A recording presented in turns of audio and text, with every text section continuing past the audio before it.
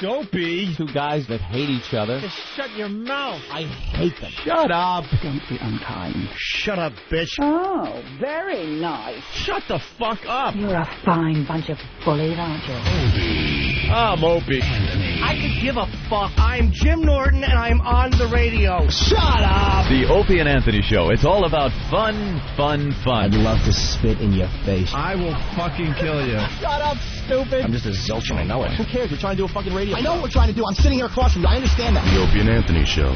Despicable asshat. And these dummies that work for us, you guys stink. Ben looks like a tall baby. Always laughing in the wrong places. Ben, where's the coffee?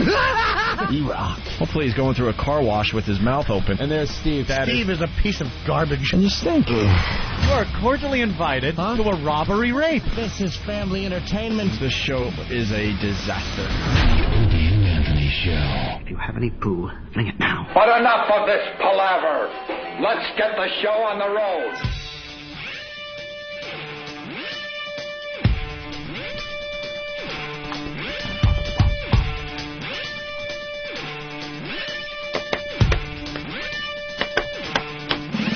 Good morning.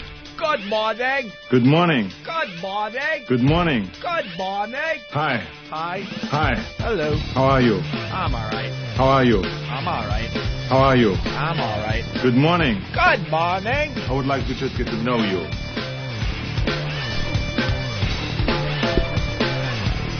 Let's go Yankees! Ooh. From the Met fan. Well, the Mets are done, you know. Yeah. Time to jump on another team. One of the great things about living in New York. Plenty of choices. Plenty of choices. You guys have like 80 teams in each sport. That's true. Yankees, Mets, Giants, Jets, whatever. Yeah, whatever. One loses, Yeah. you could jump on the bandwagon There you for the go. other. I'm just adjusting everything. A little frustrating. Is that everything seems okay? For you, maybe. In my phones? No? Well, there's all sorts of knobs to adjust the headphone volume. Hey, you knob. You got to do a little something over here, a little tweak over here. And then you Just gotta, a little tweak? Then you got to tweak over here. Is that all it needs? I think this is about right now. I was ready to go into this whole thing about baseball. Bill Burr's a Boston Red Sox fan. That's right. I'm a Mets fan, and Anthony's a Yankee fan. Yeah. And it's coming right down to the wire once again with the Yankees and the Red Sox. Mm-hmm. And I guess I have to root for the Yankees a little bit now. Do you? A little bit. How come you're a Met fan? I thought you guys hate the Yankees and actually root for the Yankees. Yeah, but I want to still be in it. What do you mean in it? How are you in it? I don't want to, like, all of a sudden, like, oh, well, my baseball season's over. Then It you have is no over. interest. And If you're Yeah, a Met fan, your season is over. I got to have a little interest in something after my team's out, right? So why not just pick the Red Sox then? I did What's last the year. difference? I did last year. I can't talk to guys like that. I like who's ever winning. That's who I like. No, to be honest with you, Ant knows I'm a diehard fan to the end. I don't. Yeah. I really do. I don't really jump around. I will jump around because my Jets are done.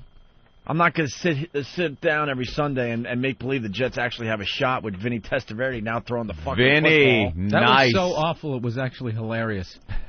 Dude, he sucked 3 years ago when we got rid of him. I don't think he's thrown a ball in, a year, and he's going to be their quarterback now? Yeah, I thought he sucked when he was 47. He's about 47. I don't care what he's telling people. He's about 47. How old the He gentleman? has to be in his early 50s. He's got to be, man. I remember him.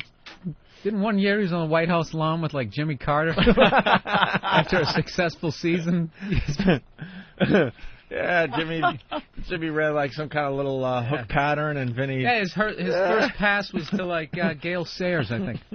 Gale Sayers. So I will openly admit I can't sit there and fake it. My Jets are so done. Is that a picture of him on the cover of Sports Illustrated? Cover of Sports Illustrated. What year is that? 1972.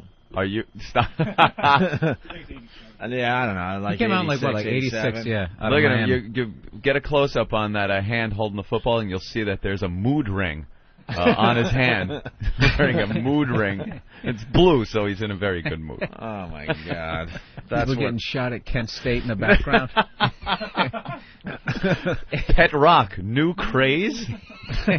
Yeah, really. Browns draft Testaverde. I actually thought, as a Pats fan, I was worried about the Jets. They picked up Ty Law, and I always thought Pennington was good. He just always got hurt, Yeah, well apparently again. They brought Chad back way too early, and they're just starting to say that his career might be done. Could be a career-ending injury. And then Jay Fielder's down, so now we got Vinny Testaverde and some. It's just a ridiculous. And you got some guy Brooke. Yeah, exactly. Some guy. Exactly. And I didn't really want to follow hockey rough. because I'm a little bitter because they were on strike for a while. They don't call it a strike, but aren't the fans supposed to just uprise and not pay attention to a season after a strike or a lockout or whatever they want to call it? That old gag. I know. Never works. Major League Sports, they're so on to us. Mm-hmm. They know we're coming back. When they come back from strike, I'm out. It's going to hurt them in their pocketbooks. Let's make it hurt in their pocketbook. And there they are. Can I have 10 years worth of season tickets? Then all of a sudden, like maybe the first game, there's 1,000 less people, and then the rest of the year, they sell out. Somebody jumps out of the stands and throws the fake money. We're hacks at this point. Yeah, exactly. You know what it is? They know we have nothing better to do. Right. You look in the stands, nobody's going to start reading. Nobody's going to learn the second language. We're losers. And then the second a team starts really doing well, you think they're going to play to just an empty arena? Right. Of course not. You know how fucking hilarious would that be if we actually stuck with that? Had a set of balls that just didn't go. Yeah, the team's like huge rivalry and doing very well, and it's just empty. There's nobody there. Players lose their big houses. Yeah. Every time there's a strike, though, there's one stupid fan they interview on TV. I'm starting a boycott. Yeah. We're not going back. We're going to show them that it's about the fans. Right. Yeah, like your seat will just remain empty. And he's outside the stadium with his little boycott as he's getting trampled by the people entering the stadium to get tickets. Fucking zeros we are. Just losers. We have no morals when it comes to this There's stuff. no way that we can. Yeah, there's no getting together, people, for something like that. Do you understand they canceled the hockey season last year, and not only did they not lower the prices, they raised them. Yeah. And people are there. Will still show up, I think. Now, of course, the Rangers and Islanders played a preseason game at the Nassau Coliseum. They had like some ridiculous number of fans, like 15,000 fans or something for a pregame. That's huge. Preseason Ranger-Islander games are huge rivalries. I mean, you get both teams' fans there. You think they're going to play to empty seats? Do you honestly think because we're pissed off, man? Of course not. For the one person that might go, I'm going to make a stand and not go. There's 20 people clamoring for that seat, willing to pay top dollar. Yeah, absolutely. They've really priced the psychos out of the stands, though. Each year, they just keep getting moved up further and further towards the ceiling. I remember when I used to go to sporting events when I was a kid. I went to a Patriots-Jets game. This is back like Freeman McNeil years, like Tony Eason, like '83. I went to a game. I was fucking terrified. When I went there, everybody was hammered. I think it was like 2 security guards, one on each side of the stadium. Everybody was just completely hammered. Fuck you fucking suck. I couldn't believe it. And then I remember, like, literally 7 years later, I had season tickets, and I'm hammered. I think it was '89 when the Pats just stunk. I'm fucking hammered, and I'm screaming, you fucking suck, blah, blah. And I looked down, there was some little kid looking up at me, terrified. It was like one of those, the circle is complete, like, wow, I've become that guy. You make a good point, though. Going to games like that. I remember going to Shea to see the Jets play many years ago when the Jets used to play at Shea Stadium. And my father having to carry me like luggage out of the bathroom. Went in there to take a leak. To keep you away from the kid touchers? It was just it wasn't even about kid touchers back then. It was just about drunken buffoons pissing on every inch of the bathroom and trying to get me out of it. It was so packed. And then we sat down. I got to watch Emerson Boozer play. Or holy shit. Out there on the field. The Jets were still called the Titans when he went. It was the old AFL. I got to watch old Joe Willie Namath throw a few passes. It was wonderful. Eisenhower throws out the first pitch. It was great. Well, good luck to your Red Sox there, Bill. That's how this started. I don't know what's going to happen. I don't think either team, their pitching is... Schilling, let's say tied his tendon to his ankle. I don't know. Yeah. I guess that's not a good thing to do in the long haul. Just let it bleed. Leave it alone. That's it. He seemed to have done fine the way it was, limping. They fixed it. Now what? This just in off the Sports Wire. The Jets have just signed Richard Todd, so we're in good shape. Richard Todd. Trying to get us back into the stands. I'm very excited about that. You ought to get Broadway Joe back. What's he doing besides just getting intoxicated? I love you. I love you, man. You're just so beautiful. Give me a kiss. Give me a kiss. Did you see that clip? Yeah. That's the your best name. clip Yeah, but that's a while ago. That was another thing. Everybody flipped out. It's just like 90% of the people, man. You pull them out of the stands 3/4 into a football game. That's what they're going to sound like. Drunk. Why? Who cares? Yeah. You're trying to cheat on your wife. Everybody's doing that. So, Bill, you know when the Red Sox don't win the World Series this year that they're going to start saying the curse is back. Oh, ESPN will totally do that. No, Chris Berman will do that. We'll just be like, they'll just say like, oh, and is the curse back? They've just turned it into a cartoon. It's like, why don't you just admit we sucked for 85? It's such a cop-out. It's not us. It's not that we're drafting the wrong people. It's these goblins. Right. Goblins. That's what I can't stand when I lived in Boston. It was always like a fucking leprechaun. There was always some sort of outside force rather than be like, why don't we all just get our shit together and try to win? It's because you guys didn't like the blacks back in the day. Oh, that's another myth. You didn't draft enough. Is that it? You didn't draft you know enough what it blacks is? because Boston's such a racist city. And As everyone opposed else to was all the other open-minded teams, like with, like Marge Schott, that dude from the Dodgers. Marge Schott openly hated the black man, but she still had him on the team. She realized She that just didn't they give him any were respect. good players. Right. And Boston just wouldn't have it? Is that it? Is that what you? Where did you I hear saw this? the whole. Plus, you know what I love? I saw the show on the curse, and they talk Yeah. about how back in the day the owner was racist and didn't like draft they a lot of they were black just throwing players. out all kinds of theories. Just anything You know, but we suck. and what exactly. What I don't understand is, say, you take a team like the White Sox. I think they haven't won it since 1917. There's no chant. There's no curse. There's nobody. They just somehow slide under the wire every fucking. They're blowing it again, and nobody's saying anything. Where's the curse? Yeah, nothing. No. Plus, not only that, like you look at the Yankees. It's not like they were just beating us during that time. They were fucking beating everybody. Yeah. And if you have one team that wins like 25% of them, you got, you're averaging, even if you got your shit together, you're going to win one every like 20, 30 years. You know what I mean? So you better win it. Exactly. That's the thing. You lose a couple of them, and there is your curse, your... Yeah, with big... 30 teams in the league, say like, you got like a 1 in 30 chance of winning it, right. It's more like parity. Yeah, if you miss your chance twice, you're well into a curse. 60 you only have to fuck up twice. Like, look at the Giants. They had their shit over, and now it isn't. Now, I give it another 5 years. Curse. And then Chris Berman, ooh, the curse of the Bay.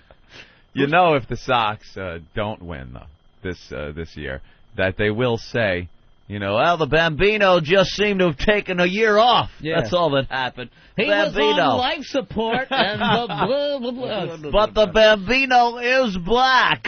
Who's taking credit for the fact that the Red Sox won the World Series, by the way? There's got to be some nutcase up there in Boston saying, well, I finally, did this thing. No, you know what it is? I lit candles and yes. burned incense. And anytime they do his grave, and that's why they finally won. Anytime they do a story, whatever the angle is, there's always going to be a gene pool of like 20 douchebags that you can put on film. Nobody up there was fucking going like lighting candles. All you need to find is one douchebag, and because he's a douchebag, he's going to go into, this is what I do, and he's like in his pajamas, and it just makes everybody look bad. Because everybody watches and goes, look at what fucking stupid Boston's doing. They're lighting candles. Oh, yeah, like whenever they show us up there, like anytime they show, like I hated after we won it, and then they keep showing docks like we're all like lobster fishermen eating chowder. And it's like, we're not. We're not. I fucking hate clam chowder. It's disgusting. Everyone dressed like the Gorton's fishermen. Oh, yeah. With the rain slicker on, ready to go out to sea. Oh, yeah, it looks like the beginning of a perfect storm. They're just blue-collar people up here. Come on. Honest day's work. Oh. Bobby, get on the fucking boat. Dude, all I wanted, just give me one. Because even say if the Yankees win this, it's like, what are you gonna do? Chant 2004 at me? I don't give a fuck. It gets rough now. You gotta wait over. another, 100 years. No, or but something. ESPN will figure out a way. Oh yeah. To somehow. Oh yeah, they'll take that angle. Yeah. The curse is back, whatever. God damn. Ben, that's good baseball talk, huh? That's good baseball talk. We haven't talked baseball in a while.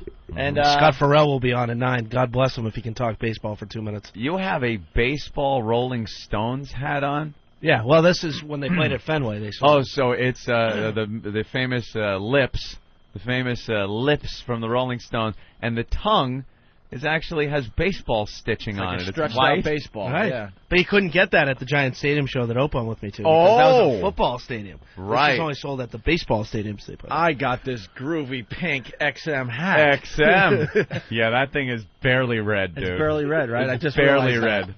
That's why sports. This is what they now. gave out at the Rolling Stones. One show day for out in the everybody. sun, and that is the faggiest hat ever. So is it still red? It's barely He looks like teetering on looks red. like a marathon runner in like 1978, like Bill Rogers. Back when white guys could actually win that fucking thing. Who was that other guy? Fix. Jim Fix. Jim Fix. Oh yeah. When they're dropping dead. Yeah. Dude, that Rolling Stone thing, that's why like sports suck now. They've reached saturation point of people who give a fuck about sports, and now they're trying to have every other activity somehow jammed in there to basically get people who don't give a fuck. It's like, Britney Spears and Kiss going to kick off the NFL season. It's You're absolutely right. They already have the people that want to see the sports, but they're so greedy they got to try to get the peripheral people involved. So yeah, they have the rock concert before the show, before the event. It's all about just marketing the shit out of it. Yeah. Like when they had like Dennis Miller doing Monday Night Football, I was just sitting there like, dude, I never really needed this to be funny. No. I was really just kind of enjoying the game. I enjoyed it how it was. You're right. Yeah. You could just sit, that listen to linebacker, baby. Fucking shut the fuck up. It fucking was so irritating. Yeah, they try to pull everything in, like some fucking 14-year-old girl is going to watch Christina Aguilera and then be interested in the game. Like, oh, Christina's over, but, I've always wanted to watch football. Yeah. 14-year-old girl, I fit right in this demo. All the time, they're trying to pull in a few more people. You'll just time it out. She's on at halftime. You don't like football, you're not going to... No, you're not going to watch the game. God, this game's so boring, but titties are coming up. So the Yanks lead the Sox by 1, right? 1 game. How many games left? 4. 4 games to go. That's the biggest thing. You want to obviously you want to be up going in. Well, yeah. Well, here it is. Crazy weekend. It's going to be a big weekend. I just did one of those really obvious things. It was an ELO, we call it. Yeah, the ELO. You're going to ELO. want to be up going into this. You want to score more runs than your opponent. I think that increases your chances of victory. We got the audio of Joe Namath. Oh, this is my favorite clip ever. He's like, I couldn't care less about the team struggling. I want to kiss you. This is one of our favorites. One of the all-time great Jet quarterbacks, Joe Namath and Chad Pennington. What impresses you about Chad? I believe everything that anyone else has watched Chad play impresses me. The same thing impresses them. He's a quality, classy quarterback that has a touch on the football. He's not a thrower. He's a passer. His mind is ahead of what the defense is, and if the Jets can support him, they will win the championship. So it's been a tough season for Jet fans. What does it mean to you now when the team is struggling? I want to kiss you. I couldn't care less about the team struggling. What we know is we can improve. Chad Pennington, our quarterback, missed the first part of the season, and we struggled. We're looking to next season. We're looking to make a noise now, and I want to kiss you. Thanks, Joe. A huge compliment. Joe Namath, part of the 4-decade team. We'll see these guys at halftime. That was great. That was during the Patriots. I remember that. It was the Patriots-Jets game the day after Christmas a couple years ago. But who hasn't been there? I want to kiss you. Like woken up the next day and you're just thinking what you did. You're like, oh God, no, did I just didn't. fucking do that? I got to go to work. Hey, Susan. Sorry about last night. I want to kiss you. Who cares about the teams in the game? He keeps getting like more and more emaciated, and that nose keeps getting bigger and bigger. Yeah, he was like a rock star, man, in the late 60s, early 70s. Fucking rock star, that guy. But proving time is a bitch. Oh. It comes down to this. I want to kiss you out of nowhere. I think I did that like when I was 15 or something. I was all drunk and, you know, I was in this disco that my mother used to work at. This place called Chaz. Remember that place? I really don't. You talk about it from Huntington. time to time. It's in the Walt Whitman Mall. She was a waitress there. And all the waitresses there that she worked with. Walt Whitman? Yeah, Walt Whitman Mall. Yeah, one of our great writers, poets, Would whatever you like the hell he to was. buy some right. swag? I always laugh Walt when Whitman. dumb things are named after great Americans like that. Walt Whitman Mall. He accomplished a lot in his life, and now he's just going to be remembered as as a mall. Oh, I know. I was thinking of Slim Whitman. That's what Oh, I was like. I wow, was that's thinking a little that different. high-pitched yodeling guy. It's even worse that it's Walt Whitman, though. That, like, this guy, you know, he's an American icon, and, yeah, I'd slap his name on a fucking Macy's. Yeah. So, she was a waitress there, and the other waitresses she worked with were so hot. Just unbelievable hot waitresses.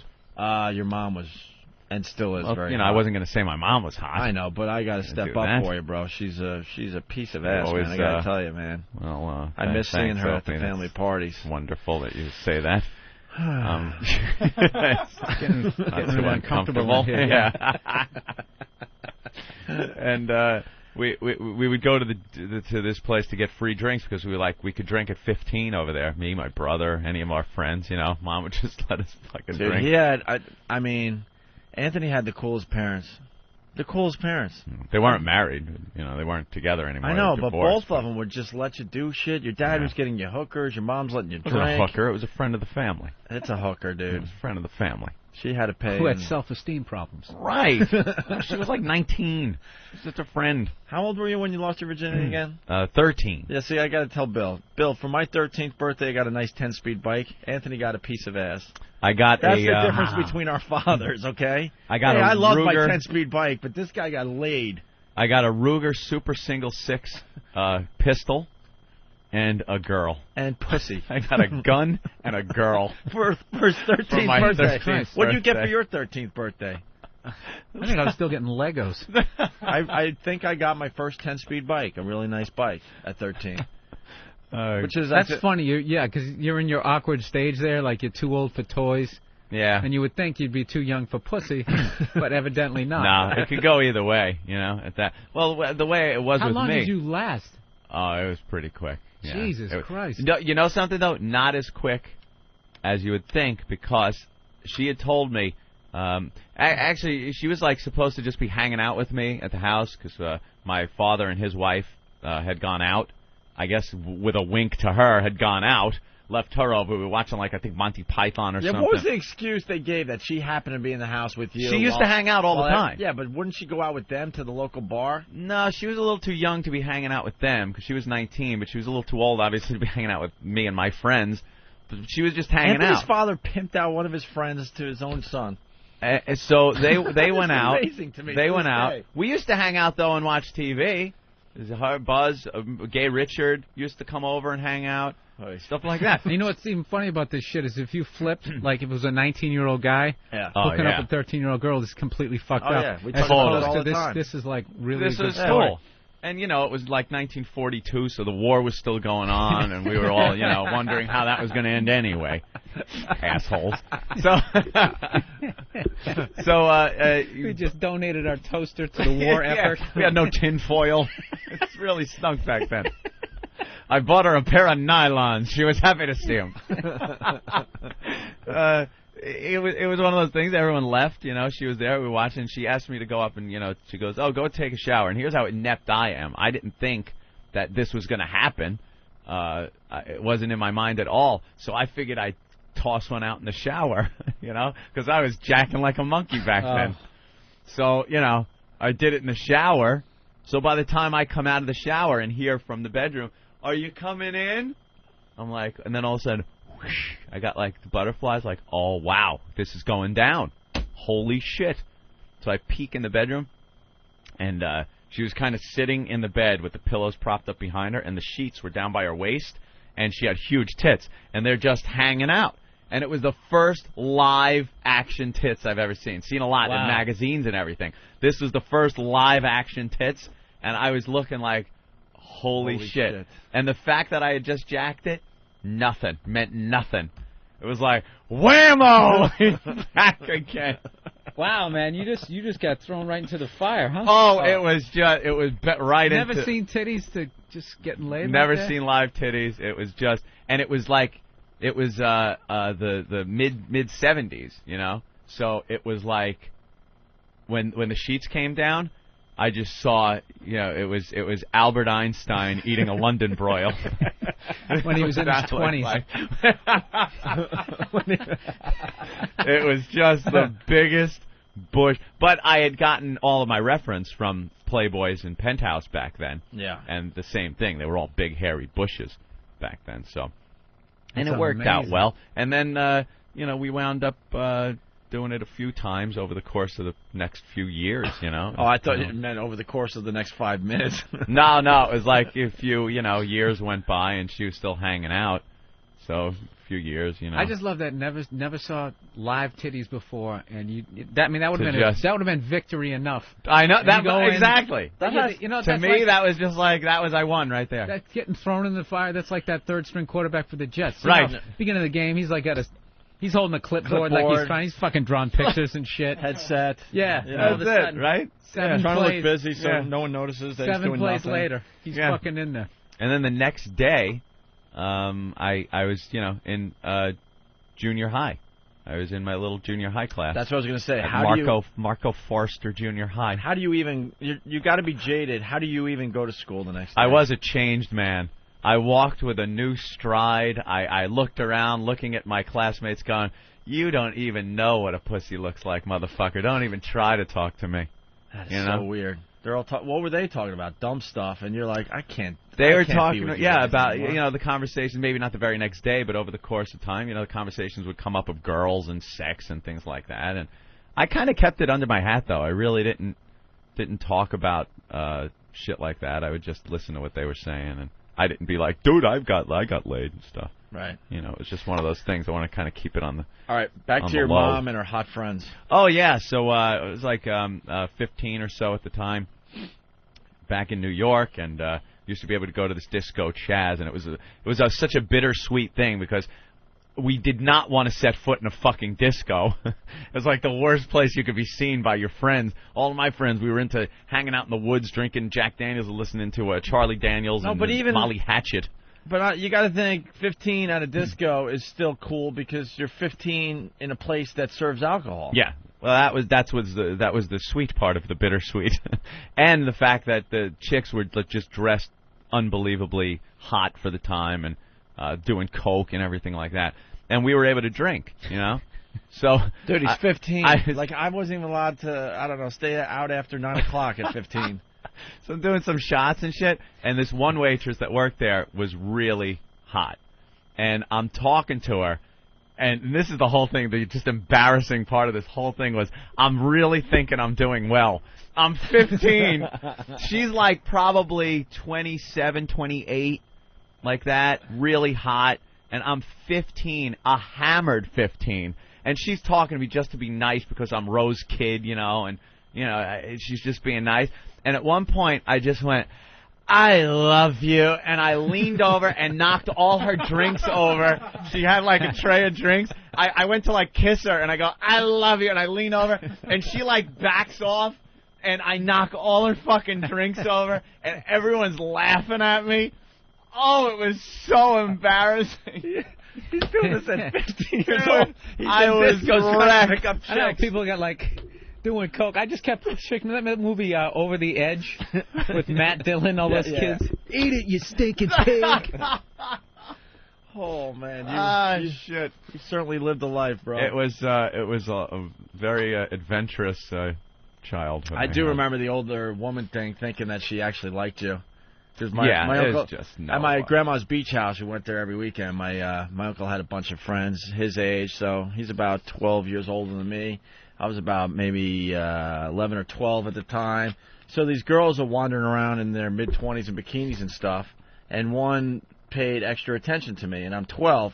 12. So when you said, in my stupid 12-year-old head, Right. I thought I had a shot. You got a shot. She's a fully developed woman. I'm 12, barely starting puberty, digging holes and stuff, at my grandma's beach house.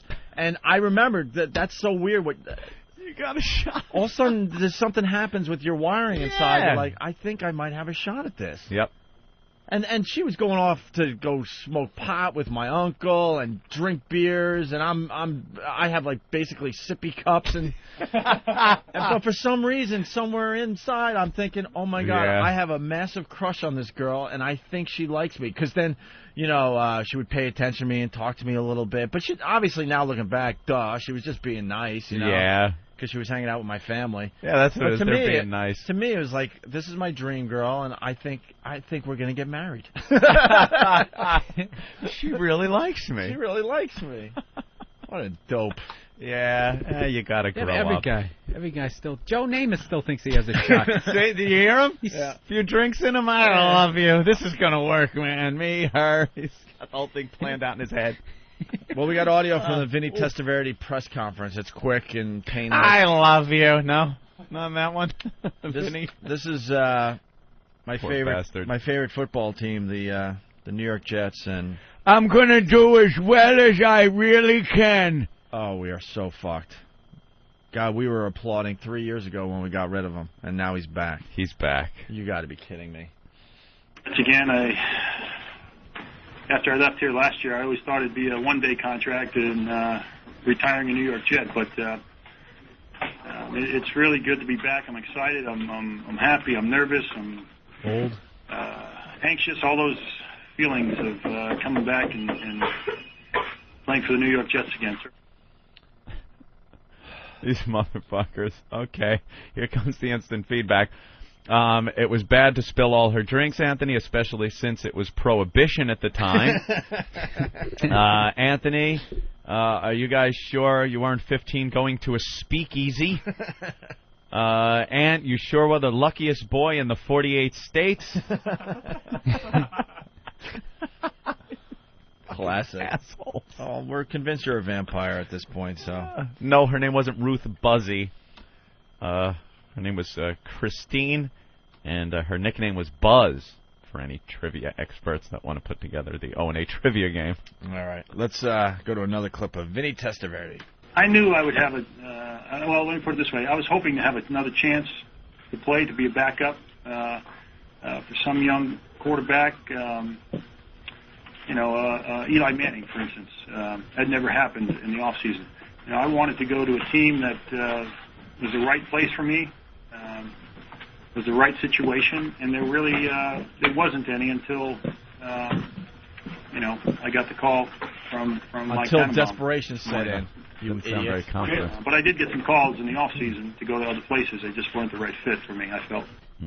When those 18 quarterbacks went down. Yeah. All of a sudden. All of a sudden. Just saw my... All of a sudden I was the man again. Jeez. Yeah. Oh. Jeez, that's... Well, I left here last year to go to with the Cowboys, and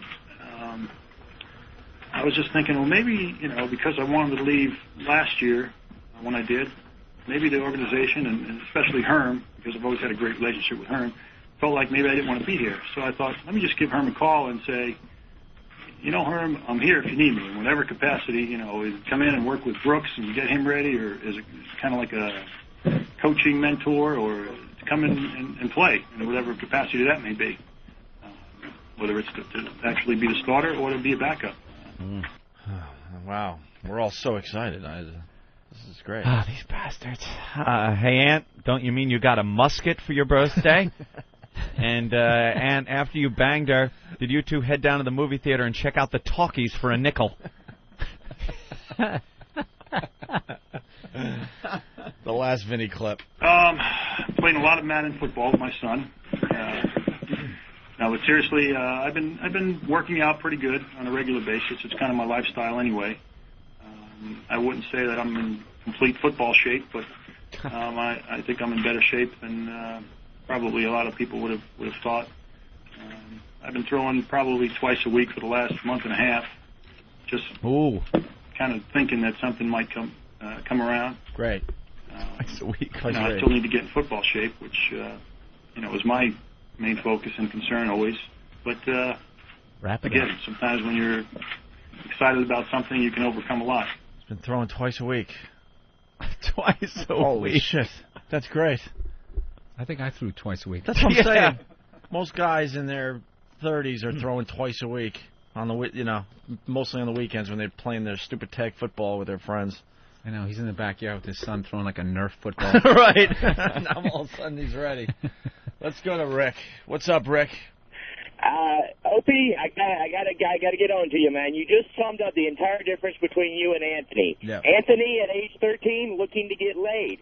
Opie at age 12 looking to get married. This is what leads to Java locks. Thank you, sir. You're welcome. All right. Rob L. from Jersey told me Anthony Kelly Leak Cumia. Kelly Leak. You know what sums it up? I'm starting to get the impression that Anthony was you were very mature for 13. Yeah, I was. I went really quick from like 11, 12 to that kind of thing to 13, 14, where I was a lot more mature than my peers. I was one of those guys that reached puberty like really, really late. Really? I was convinced I was going to be voted class shortest. And now I'm about 6 foot tall. Class shortest? Yeah, and I would go home and had that? Yeah, was that a category? Cruel fucking thing to have. Oh yeah, they did before the PC police got class a hold of everything. Dummy. It was class shortest, class the tallest, the shortest, the most talented, this blah ugliest. blah blah. I mean, ugliest, yeah, sure. Most distracting mole. What the fuck? Well, just gonna fuck with the students, give them complexes for life. We gotta break into this exciting conversation. Oh yeah, here we go. Because one of our friends is on the line. It's Steve-O! Yeah. Steve-O! I'll play. I want. Steve, did you see? Yeah, dude. Did you see the clip? I did not. I woke up just in time to catch on TV with no recollection of. And I mean, dude, I'll tell you what happened, dude. We worked it out with the producers. They're like, all right, what stunt are you gonna do? And I was like, well, I want to do this tablecloth stunt. They're like, well, we want something more classic Steve-O. And I was like offended, you know. Yeah. So I was like, all right, well, I'll tell you what. I'm gonna get crap-faced. You know, see how good. Oh, you're on satellite radio. Yeah, you can say shit-face. Shit-face. Fucking shit-face all day long. And then I said, well, call my buddies from the sheriff's department. We'll have them breathalyze me on the show. Uh-huh. So the sheriff's got cold feet. I showed up. They got fucking standard issue, like retail breathalyzer. I blew a .24 2 hours before the taping and became furious I was like, come on, is that all I got? Jeez. And I didn't want to let him down. I don't remember anything. I do not. Like, I had a high maintenance hot babe in my bed. Yeah. You know, and she tells me that two men carried me into my pad, and as I yelled that I was going to kill both of them. Yeah, you were kind of violent.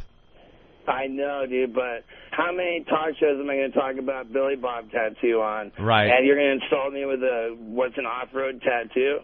You know, we're working on getting people to figure out what this show is, not like my tattoo I had for 3 years. So you were so hammered, but even through your being hammered, I was so hammered. he was getting angry at some things that just make him angry.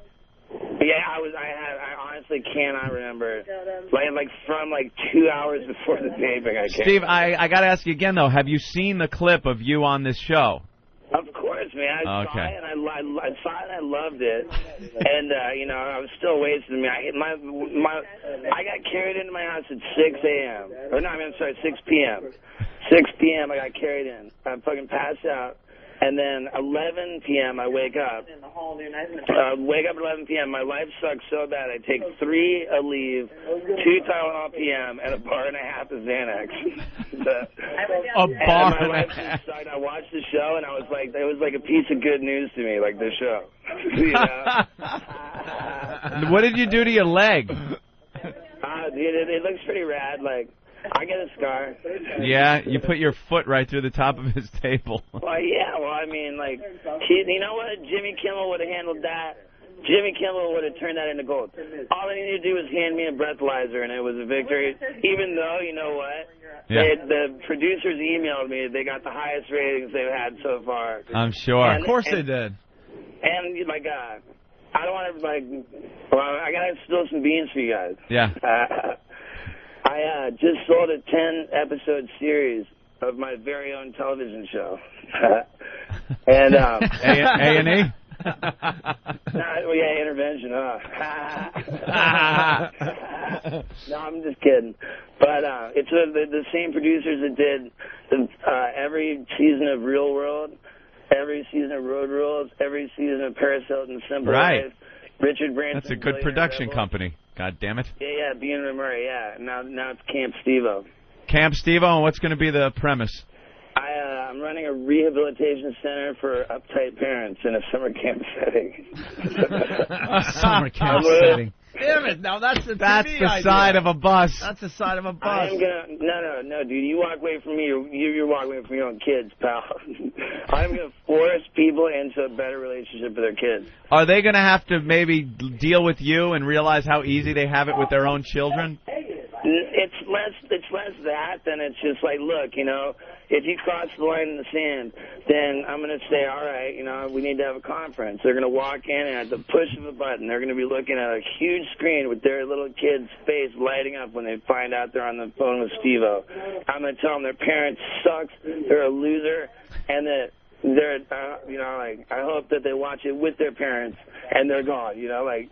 That's kind of a gnarly line in the sand, and then there's, like, cash bonuses for, like, college funds. It's pretty gnarly, dude. It's pretty gnarly. And Well, congrats, man. That's pretty cool. I was kind of bummed, you know, until I saw page 6, where I was like, hell yeah. Dude, were you trying to choke Adam? I wasn't trying to choke him. I was just... to be honest, you would know better than me. I can't remember. Because it just really sounded like he was gasping for air. Yeah, we're going to play the audio in a minute here. When you watch footage of yourself that you don't remember, it's weird, let alone watching it on national television. Yeah, I can only imagine. I'm not sorry. He's not sorry, I kid. love it. Good. Not at all. No. Wow. Yeah, you are hard fucking core, man. Hey, dude, your producer guy called me up. Love that guy, even though he's gay. He says you guys have 5 million people listening right now? Yeah, we just hit the 5 million mark. Is that through the course of the morning, or is that at this time right now? Right now we got about maybe 78 listeners. 78. I like that about you guys. And then it grows from here. So, you know. Yeah. Well, if it means anything to you, I've been really pounding a lot of meat socket. You know, I've just been parking in the pink zone. Wait, what happened to your really hot model girlfriend that we talked about last time you were here? Our careers became the priorities. Is that it? No one's taking credit or blame. Yeah, there you go. Yeah. But you're getting some now. And who was the hot chick you had in bed when they? Man, you gotta say hi to my baby. My baby, come on, 5 million people. Ooh. Hello, how are you? Hi, Steve-O's baby. What's your name? My name's Megan. Megan, and you were in bed waiting for Steve-O when he was tossed into the hotel room? Yeah, actually I was in the bed and I can hear him yelling from the bottom hall, and I was in his bedroom, and it's pretty far distance, so. Were you scared for your life when he came in? Because he was pretty hammered. I was more scared for him, I think, at the time. Did he puke? He was bleeding everywhere. Did he vomit? No, he didn't vomit, actually. That's a hardcore motherfucker, man. Yeah. Yeah, he is. How did you guys meet? How did we meet? Yeah. He wants to know how we met. Oh my God, dude! Oh my God, we met in the seedy underworld of West LA, and the house we met at was just actually had the door kicked in by the ATF today. And I was a hair away from being there. Like, I can't even believe they didn't even barge in there for drugs. It was counterfeit money that it was all about. I'm not saying anything more. Steve was just involved in all kinds of shit, man. Dude, you know that I'm like a gnarly, like. It's just pretty gnarly, dude. Like, I've been hanging out with a lot of people who have guns, and at the end of the day, I would rather like just be shot like John Lennon than suck like take your pick. You know? I actually wrote an article of why I want to be shot dead by a rapper. And I was terrified to send it anywhere. Give me an email address. You can read it out on the radio right now. Oh, really? It's the gnarliest. Like Send it to Ben. Honest to God, it's so gnarly. Steve? And I want you guys to have it because I like you guys. Definitely want to read it, man. Send it to... Hold on, I'm going to put you on hold because all the listeners will start emailing us and mess us up. Oh, my God, dude, I'll stay on the horn, man. I love you guys that much. Just put me on hold and go back to your boring crap. I love that time when you called the guy's mom and said he was in jail. Oh, right on, bro. Hi, Mom, I'm in Hey, jail. do that real quick while I fire this over. I want to be on the radio when you read it. I'm that gnarly. Holy shit. Did you, hey, Steve, did you have sex when you came back with that hot chick when you were all drunk? Hey, baby, do we have sex when I came back? Doubters, man. Do you guys want to have sex now live on the show? No, dude, I'd much prefer to go to a church. Yeah, that doesn't work. That don't work out too well for us. All right, this right. I'm going to throw you on. Hey, baby, put me on with the other guy, man. I'll stay on the line, dude. You got to get my article, dude. Go back to your own regular shit. All right, I'm going to play I'm going to play Hi, Mom, I'm in jail for you. I'm going to throw you on hold. Hi, Mom, I'm in jail, and fucking put me on with your little gay dude. Ben. Ben loves it, though, man. And, dude, you're not going to believe it, dude. Like, I'm literally trying to get murdered. All right. We'll read the Steve-O article on the air about how he wants to be murdered by a rap star. No, dude, or Christians that like to Just he wants to be shot. All right, hold on. We're going to give you an email address. It's Steve-O. We'll come back to you in a minute here. There he goes. There's Steve-O on hold. Wow. Well, there it is. He was hammered. Part of the show. That's something I didn't read. That it was part of the show was for him to get hammered and take a breathalyzer. Right. And then he got. Oh, that's right. Yeah, because they try to make it seem like he just showed up. Like he just showed up drunk like that, but that was and part of it. this guy who humps yaks is just completely unprofessional. We should play the audio of Steve-O on Adam Carolla. Yeah, gotta play that. Adam Carolla, man, he's a really talented dude. I gotta tell you. Exactly. What? Yeah, welcome back. It's too late on Adam. I like that, bitch. Yeah. Bitch. Tonight, our studio guest is Malcolm McClure, the great author. No, Steve-O. Steve-O in studio tonight. Bitch. Yeah, that was Steve-O almost get his ass pinned. All right, Steve has had a couple of glasses of Chardonnay. I will tell you, bitch. All right. Steve, focus, baby. Hey, Steve, here's the thing. All right. We thought it'd be fun if you had a few drinks and then came out here and did a stunt. But I would love that. All right, we're going to do that. We're going to reel it in just a little bit. Going to get our focus. We're going to get our focus now. Going to focus on a couple questions, take a few phone calls, then you do the stunt. If I did not love Adam Carolla, then I would not love my business being here. Right. And I'm just saying, tonight, Steve, it's important that you love Adam Carolla. Just don't love him. Don't love on him. Hard. I love Adam Carolla so hard. Over here, buddy. That I will literally love Adam Carolla into the ground. Yeah. Let me. What about, I want to see a couple of your tattoos before we take some phone calls. Ask me for a tattoo, brother, man. I know you got one of Angelina Jolie or Billy Bob Thornton or something like that. You got the that's your Billy Bob one. What is, What is this one down here that looks like it's a phone ball? Dude, I'm about to strangle you out of your own consciousness. I thought you loved me. I will kill you. Oh, a second ago you loved me. Oh. I love you. All right, no humping. Easy, boy. We got to finish the segment. All right. Hold on. Steve-O. Hold on. Steve-O, I'm all right. All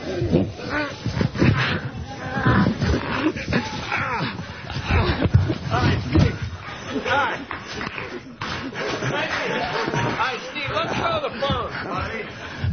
You ready to take some phone calls? Come on. You know me. No, let's take some phone calls.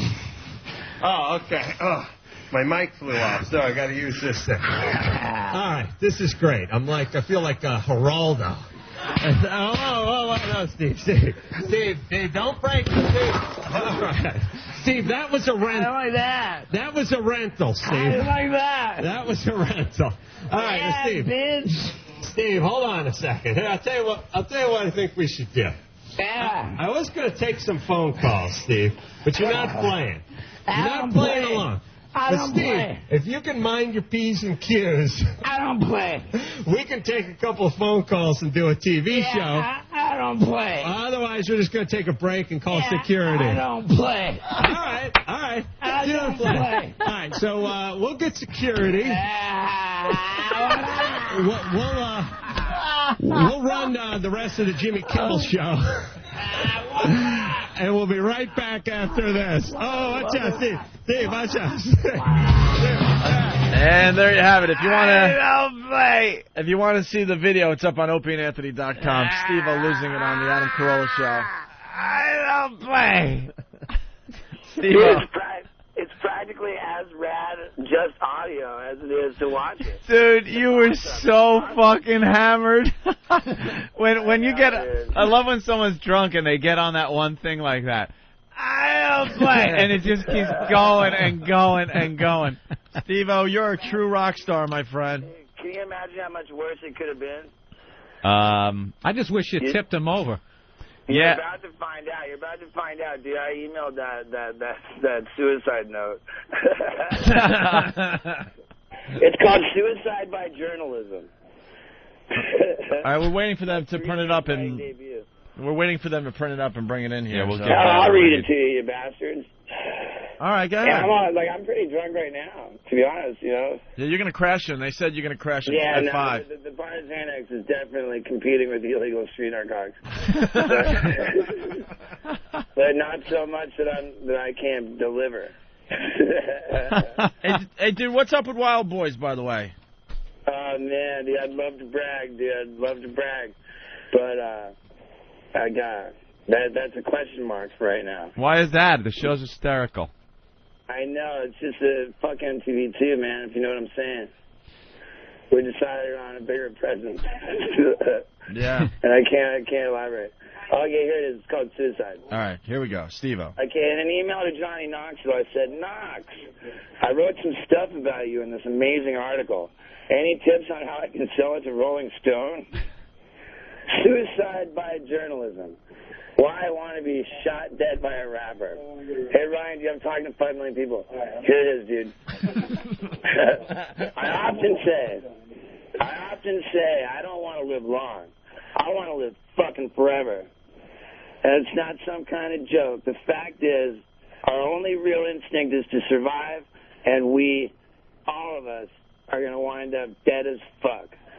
I like to think that once we're all dead, future generations will giggle at video footage of the sillier things I didn't like. In July of 2004, I walked into the G-Unit studio, had $750,000 worth of jewels draped all over me, and proceeded to say many things on a mixtape to deliberately jeopardize my life when 175,000 copies of it were distributed in the first shipment. I started beef with people I knew nothing about, except that they were genuinely violent criminals. Why would I do such a thing? Believe it or not, it's because I'm scared of 2 things. anticipation of death coupled with prolonged agony and suffering, and the depressing likelihood of sucking in my life once I pass my prime. I'm already 31 years old. The wrinkles are kicking in, and I want to do my best work, then get shot without seeing it coming and be dead before I hit the ground. That way, I will have my legacy forever intact. Unlike Christian Slater, who begged me for cab money the last time I spoke to him. Did I just write that despite the fact that I know Christian Slater has been known to carry loaded firearms through airports? That's fucking right I did. Come on, Christian. Bring it. I'm ready to die. Now that I'm warming up, let me explain why I'd rather be Old Dirty Bastard than Flava Flav. ODB, bless his heart, was never a hypocrite. He was far more violent in his personal life than he ever was in his art. And he died doing what he loved, drugs. ODB was merrily rapping away in his studio after having swallowed a twisted-up sandwich baggie of powder cocaine, which had begun to leak, when he instantly died of a heart attack. He did not suffer, and he will live forever as the king of being what he said he was, a filthy motherfucker. Yeah? Yeah. The hell? Oh, no, what happened?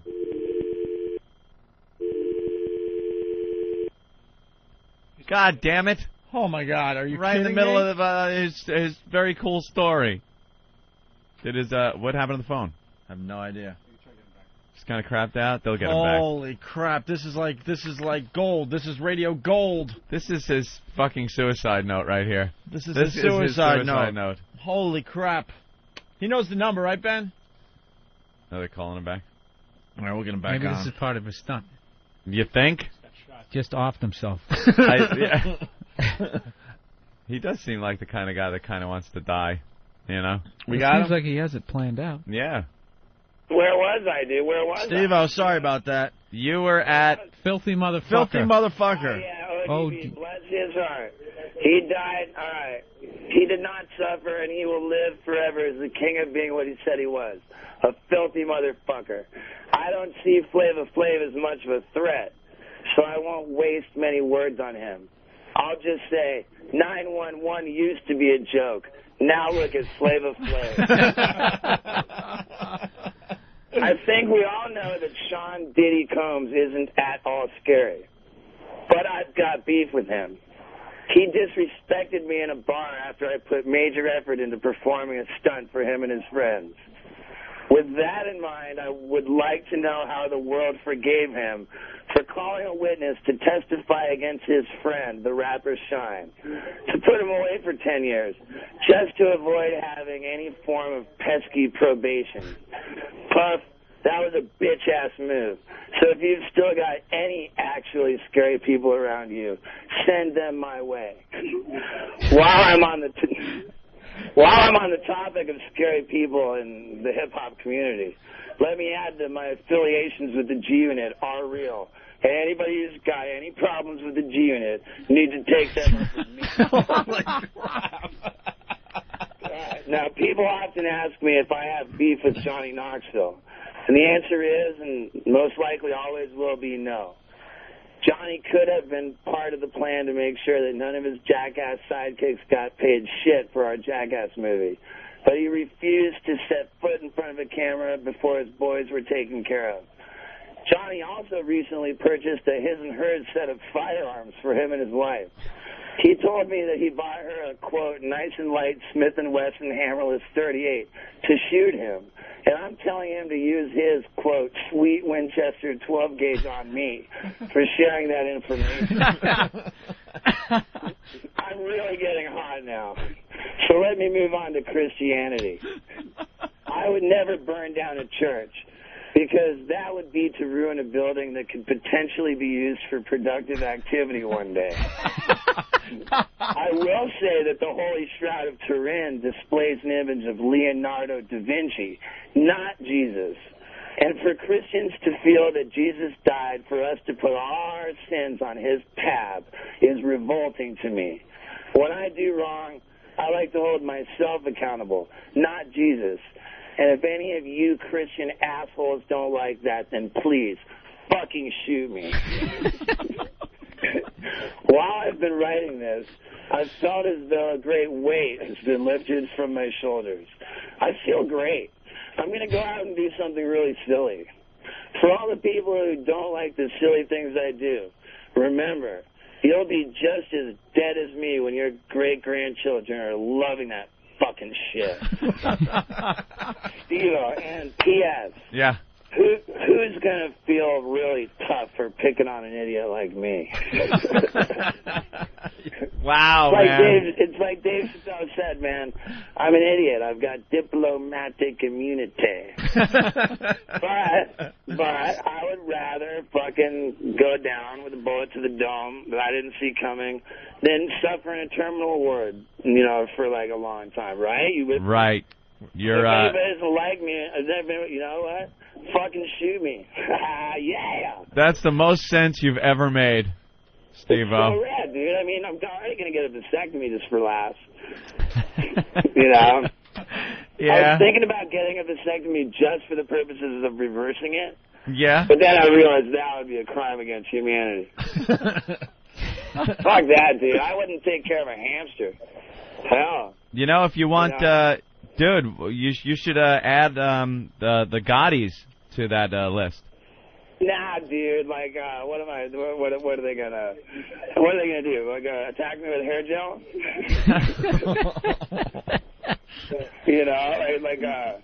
Is her mom gonna give me a bad write-up? Jesus Christ. I just read my own words. I'm a wordsmith. I love it. We're going to post that on our website for you, Steve. That is very cool, man. Well, yeah, I emailed it to you, and I honestly didn't get on the horn with you guys for my health.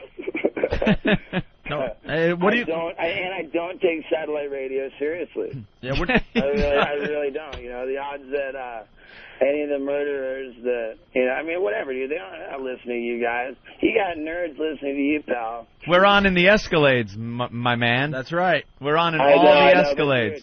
But, dude, the chances of you guys beating my page 6 coverage for my Adam Carolla debacle. Yeah. I'd say you're up against the wall trying to kill me today. Yeah. We'll try though, Steve. We did pretty well with our press coverage over the years. Do try, man. Do try, because I do not want to discount my legacy, man. I'm not gonna pull a fat Elvis on you. No, we don't want to see that. All right. I really, genuinely not, dude. I'm not, whatever. We'll all be dancing to Michael Jackson's crap. But, when people are enjoying my art, I'd like them to not have a conscience about it. Did this happen when you hit your 30s, Steve? You started really thinking about this?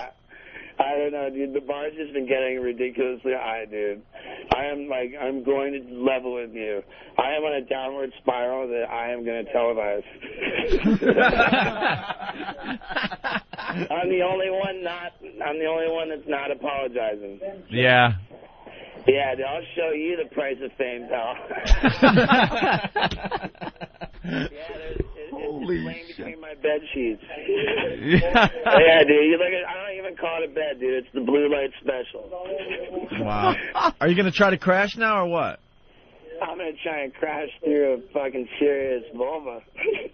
He's going to have some sex and then maybe go to sleep. All right, will you tell them that you demand I have sex with them? On these man sex. I demand sex from him right now. Wow. Yeah. Good luck with that. Well, you guys should have sex on the show, I'm thinking. You've done it all. That's what I'm thinking. Yes. You have to ask him. I'd say yeah. So. Would you have sex on our show right now? Yeah, whatever. She's not on the rag that bad. Yeah. Wow. She had to really talk me into the last one. It was like we had to put her towel down. That's where your line is? Dude, that's where your fucking line is? Dude, I'd be nailing this chick, literally every hour on the hour. It's just that pulling the ripcord's kind of sketchy with me. The motherfucker, after everything you've done, you're a little touchy on a girl on her period? Well, I like that. I don't know how to fuck. I only know how to make love, you know? This could be your greatest stunt. Go down on her. Yeah, there you go. Hey, Steve, I want Hey, you... baby, you want to fire up the lights and do the old Red Wing thing? This girl's retarded, man. She takes like 4 hours to like prepare to set foot outside the house. Yeah. Hey, dude, how much time did you guys expect to fucking sit on me? And how much do I love you for giving me all this airtime? Let me mention I have my own line of shoes. Steve-O, we're just stalling, hoping that you're going to have sex live on our show You're today. gold. And dude, if you think I've been out of line on your radio show, how about hopping onto my website, stevovideo.com? stevovideo.com. Like, as a communal, membership community, more people worrying about me on the internet than ever before. They worry about him. Of me dying every week. Yeah, well, I'm sure it's coming one of these weeks. I know. I'm really gonna try and get a will before I actually die. Yeah, you should. But dude, I'm gonna go down hard, dude. And we'll all be watching, Steve. And who knows, dude? For all my goofiness, dude, no one's gonna pick on me, man. I'm gonna be fucking 90 years old, and I don't know, dude. Let's just do this for another couple decades. All right, Steve-O. Hey, dude, your listeners aren't bummed on me, are they? Not at all, man. They love you. If they are, I would like them to shoot me.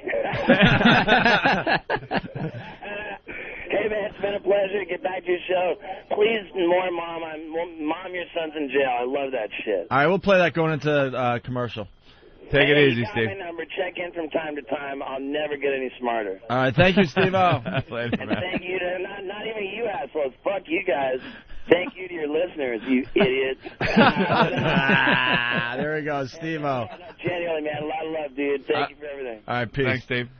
He is a true rock star. Oh, my God. What That is a rock star right there. You can't dispute that on any No. level. That is a He's rock star right always there. fucked up, and it's just he's one step away from just being dead. It'll be in the papers like, oh, Steve-O found dead somehow. I don't know how. I'm thinking drugs, but who knows now? Maybe one of these motherfuckers I know all those will guys, shoot him. those phony tough guys you see on in music and that shit. Yeah. I'm not afraid to die. This dude, seriously. He seriously would rather go out like that in the blaze of glory. You pull a gun on him, he's like, Come on, motherfucker. You're not going to even get pussy. Pull the trigger, fucker. All right, we're going to take a break. As we go to break, one of Steve-O's favorite things that we do from our Demented World CD, Hi, Mom, I'm in jail. Jason, are you ready to play Hi, Mom, I'm in jail? Yeah. You got a good story? Yeah. What are you going to tell her? I'm going to tell her I had marijuana. I got caught by the cops. Will that piss her off? Yep. All right, let's give her a shot. Drugs. Hello? Mom? What? I screwed up. What? I'm in jail. Why? Possession of marijuana. You're kidding. I don't know who to call. Should I call Uncle Mark? It's my one phone call. Should I call Uncle Mark or something? If this is your one phone call, I'll have to call him. What do you need? I don't know. Call is being monitored, ma'am, by the police department. Okay.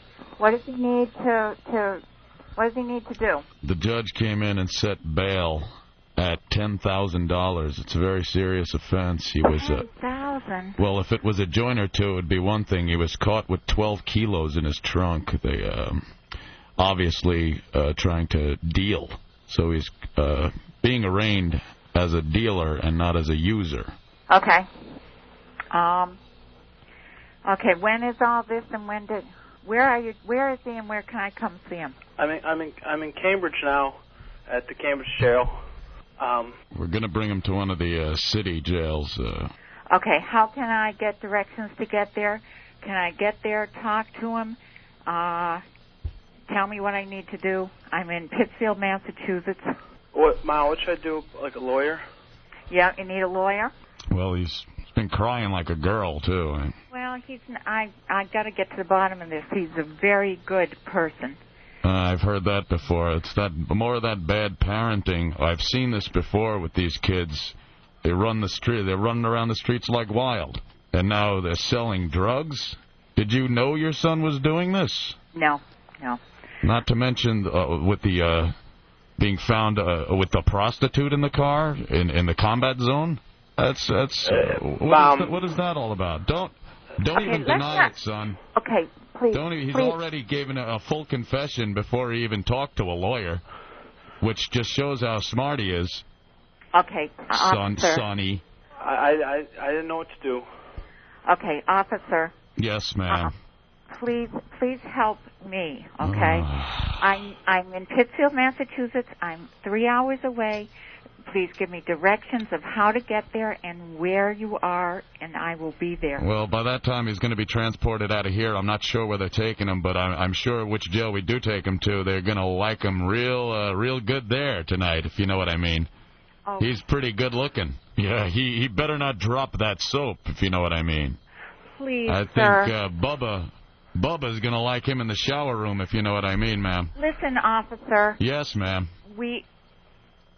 You're a good family, blah, blah, blah. I've heard it before, miss. I've heard it before. Okay, you've heard it before, but all right. Oh, he's had I enough. can't let this He's go had anymore. enough. He's had enough. Mom, you're on the radio. Oh, my goodness. Mom? He couldn't take it anymore. Mom? What? You're on the radio. Huh? It's a joke. Oh, Jason. Happy Mother's Day. Happy Mother's Day, Mom. Who is this? This is Opie and Anthony. We do a radio show in Boston. Well, he is a good kid, but he's written out of the will. Do you realize who you hired? He's a disruptive influence. Anthony. He happens to be a dwarf. What horrible people. Our new bosses said you guys can get as crazy as you want. They keep creating new ways to celebrate mediocrity. The Opie and Anthony Show. It's psychotic.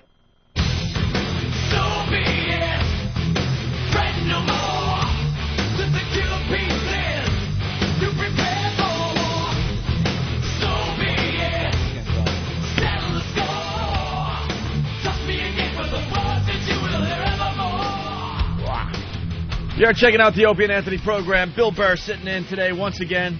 He's been doing a great job for us. Absolutely. Jim Norton in Hollywood filming his HBO series. He'll be back for a quick visit. I think maybe a week from... Wow, I don't even know. When does Jim's show come out? Don't even know. We're going to have to get all those updates from Jimmy soon. Jimmy's going to be back maybe in like 2 weeks, actually. For a couple days, and then he's gone for another 3 weeks. So, Bill, you're stuck with us, man. Wow. And Bill's going to be in Sacramento starting a week from today, I believe, right? Yeah, the Punchline out there, Wednesday through Sunday of next week. And we had a pretty big audience in Sacramento when we were on regular radio, so... Yeah, I got a lot of stuff on MySpace. People sending comments and that type of shit. Nice. Nice. Real nice. Very, very good. Look at these professional news people and radio people. They just showed some, like, old radio news people like Edward R. Murrow. And we're sitting here doing this show. It's quite the contrast. It's got to keep evolving, man. Well, it certainly has. Man. Got to keep evolving. I just became an even bigger Steve-O fan. Yeah. After I agree with a lot of the shit that he was saying. A lot of his writings? Yeah. The writings of Steve-O? Yeah. Didn't fuck up one word. He really did a very good job of reading that, didn't he? Considering that he's on drugs all the time. It wasn't monotone. I thought he has... No. He threw the inflections where needed. But you sober him up and then give him the same thing? Forget it. Or get him drunk to the point he was on Adam Carolla. Yeah, that's true. I don't play. I don't play. I don't play. I don't play. He's like old school, that guy. He's like the real deal. You know, you go to these rock shows now, and these guys are pretending to be rock stars. I know Steve-O doesn't play an instrument or sing, but he's a rock star. This is how these guys used to be. Yeah. You know, now you go backstage, and these guys are eating their tofu as they're all tatted up and got piercings. And look at you sitting there with your granola and fruit bowl. I never claimed to be a rock star. It's just funny when you're talking about it. Look over and see that. It's steel-cut oatmeal. No, I never claimed to be a rock star, but I'm just saying how it has changed, because we have been doing radio a long time. We've been going to a lot of concerts, and back in the day, you know, call it 15 years ago, you still had guys that were the real deal. And now you go back there, and I don't even want to be there anymore. Dude, we went to Ozfest like 2 years ago, and all these bands that supposedly are devil worshippers and tough, and it's all about Satan, they're eating vegetarian meals and drinking Poland Springs water, and they're all tatted up, and They're just like, I don't know. They When was all. the last time anybody drowned in a pool of their own vomit? I miss that. Where is that? Every 18 months, somebody did it.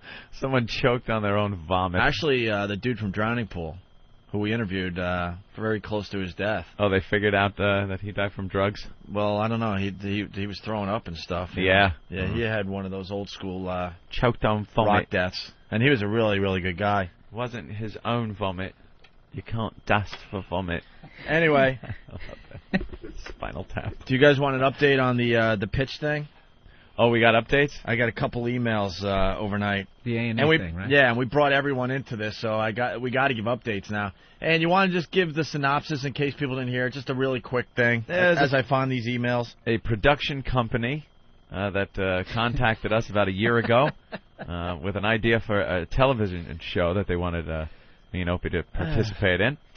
Well, after a year, they get in touch with us again because they said A&E is interested to hear the pitch.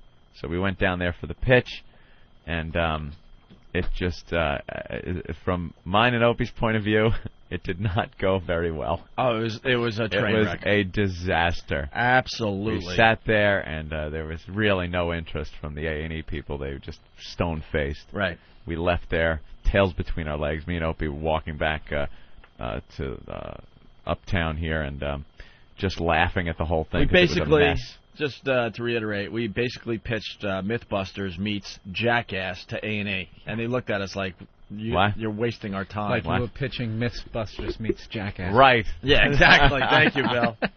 And then when we were walking home laughing for 30 blocks, and I were like, yeah, we were pitching Mythbusters with lawsuits. With lawsuits. And Jackass, you just don't say that in any TV pitch meeting. No, they don't want to hear it. There's all sorts of problems associated with that show now because of lawsuits and kids you will killing not themselves. see a Jackass type show on television anytime soon. No. So for us to mention Jackass in this meeting was like, away with you guys. Right.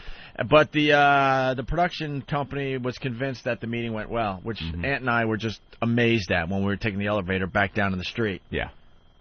Where the limo that they got us was now gone because they only ordered the limo one way, and this was them trying to make the an impression Chrysler on K us. card that they brought you over. Yeah. So the basic setup, and a lot of you guys probably heard the whole bit yesterday or the discussion. And like I said, complete disaster. I told our agent, Anyway, I got a communique from Agent's communique. Super Agent Bob Eatman.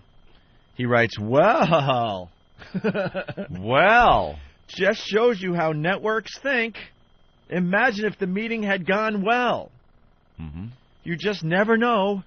Ross, who's Bob's brother, said you guys really did a good job in the meeting, and we did, representing ourselves. We did. We made them laugh and stuff. But as far as fitting into this show, obviously that's where the disaster starts. So the super agent wrote that as a little thing to the email he forwarded to Anthony and I this morning. This is the email that he got from the production company. Just got a call from the A&E execs. They really want this. We'll talk more tomorrow, but they get it and need to know what XM wants out of the deal and are prepared to play. They will want to go to arable pilot. We are working. What's an arable pilot, Bill? You've been around a long time. They want to make an arable pilot? Arable pilot. A pilot is basically you do a show and you hand it in, and then they go, well, all right, I guess we could throw this on TV, right? Yeah, but it's kind of a demo of the show. And goes, I want to make an unairable pilot. Right. Yeah. I want to make such a steaming pile of shit. They go, it could not possibly air. Yeah, we can't put this on TV. That's our goal here, people. Of course, an arable putting arable in there it's a filler word. Yeah. But listen to the just the BS that comes through on this email. Yeah. It's just amazing to me. Just got a call from the A&E execs. They really want this. He didn't get a call from the A&E. Okay, that's what you're going to do, Ed? Yeah. He didn't get a call from the A&E execs. They couldn't wait for us to leave the conference room. They really want this. We'll talk more tomorrow. We will? I'm sure he's going to want to. Be more bullshit. We won't be talking with this guy. Oh, he was talking to Bob, though. Oh, okay.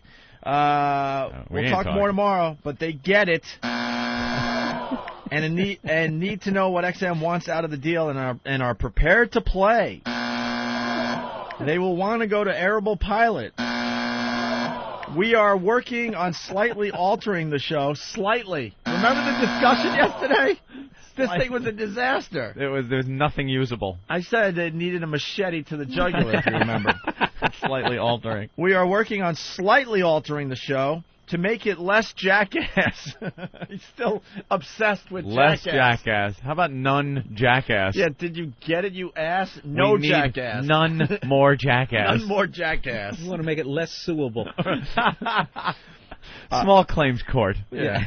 Misdemeanor. Once we can tweak, we'll get it to the net for final approval. And I'm taking a bid from Anthony and Jim. This is huge! Because there's a lot of exclamation points. Get the boys excited! Just like 10 exclamation points after these.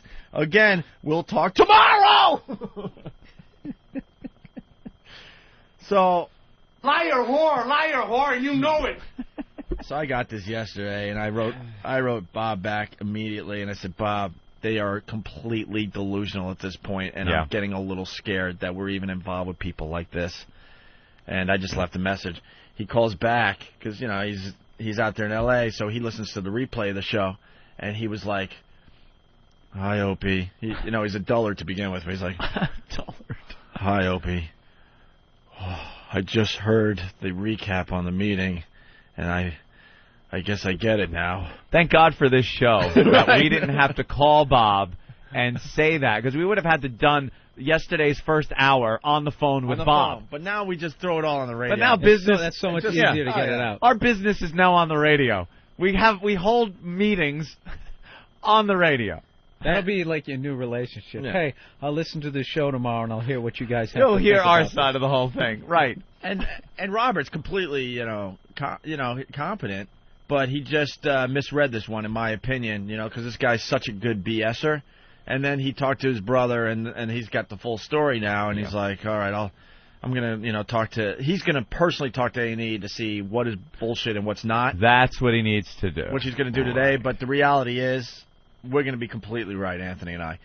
There is a slight possibility they liked us as personalities, and the chemistry we have, maybe, and the success we've had on the radio might make them think, is there anything here that we could build? Anything arable? Yeah, right. Arable. But as far as us hosting this particular show, I think we're going to come out the winners in this one and be completely right.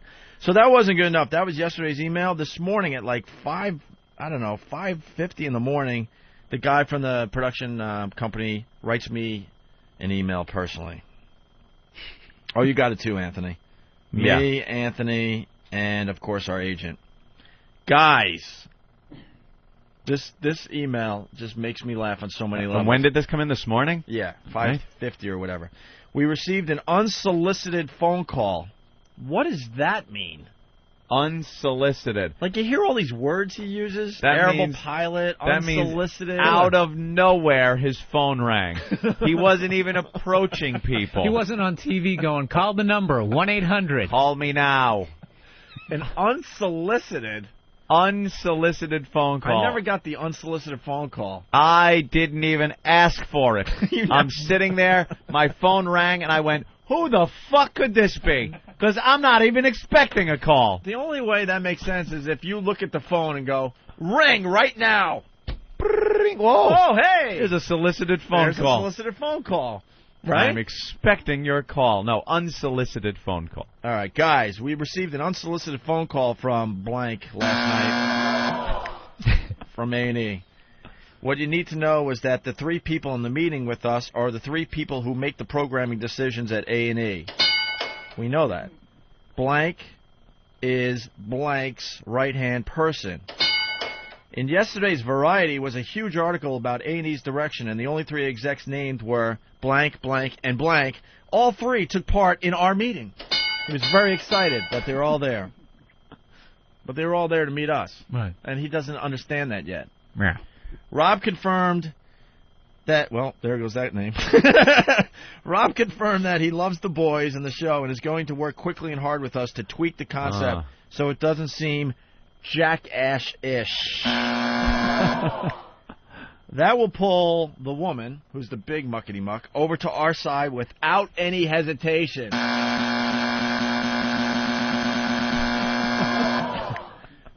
She ain't coming for nothing.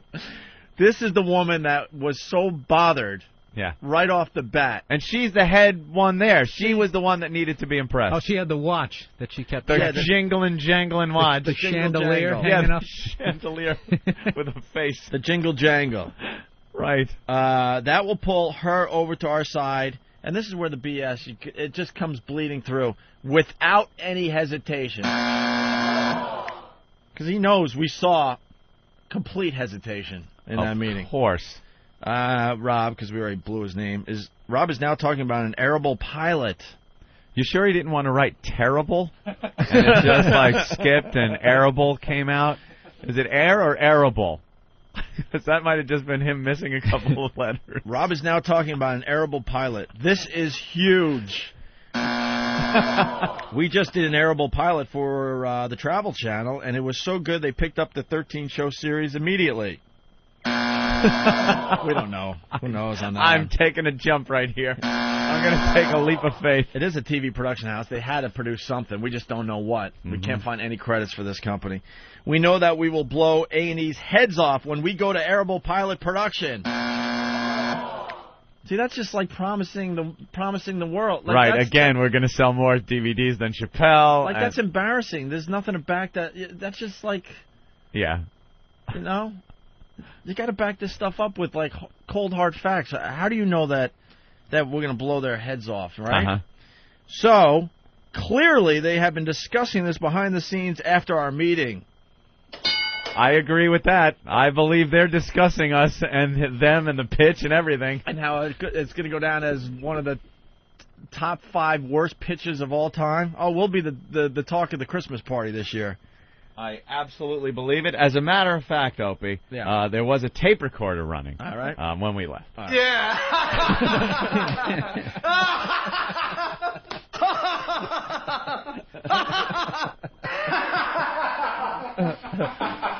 That's terrific. That's terrific. Yeah. I got an idea for a show I want to pitch. Yeah? Who Wants to Be a Millionaire? Meets. Jackass. You ask them questions, right? And then as they're trying to think, you take a razor and you take clumps of their hair out of their head to distract them. Out of Regis's head. Yeah. It only works if it's Regis. And you give the contestant paper cuts between their fingers as you're with trying manila envelopes. As you're trying to answer the $1 million question, you're hanging from an alligator pit on a rope. In just your underwear, and you have like meat products hanging from your crotch. Your question: what is the capital of Iowa? What is the capital of Iowa? Oh, I just shot him in his bulletproof vest. He's got quite a welt over there. Final answer: he's getting up off the ground. All right, this is almost done. Trust me, there's a great grand finale for everybody. Ooh. So clearly, they have been discussing this behind the scenes after our meeting. They want to move this forward, and we will make it priority 1 to get back to them ASAP with the minor. He has an exclamation points there. Minor modifications. You need a whole new fucking idea. Right. It's got to be an entirely new idea because they were not biting at all.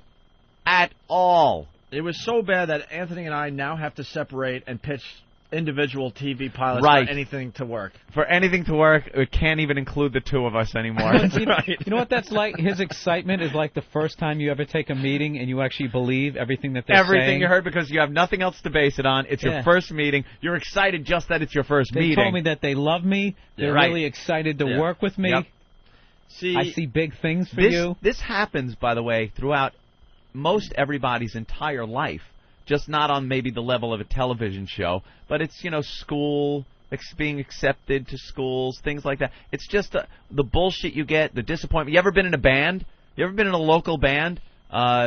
You have the guitar player will send tapes out and go, dude, I know the guy that works for a guy over at Capitol Records or whatever, record company at the time, and he's going to listen to the tape, and I think we're going to be signed. He's totally into it. He's so into the fucking thing, and it just never pans out, and everybody in the band is sitting there dreaming and thinking this is going to go somewhere.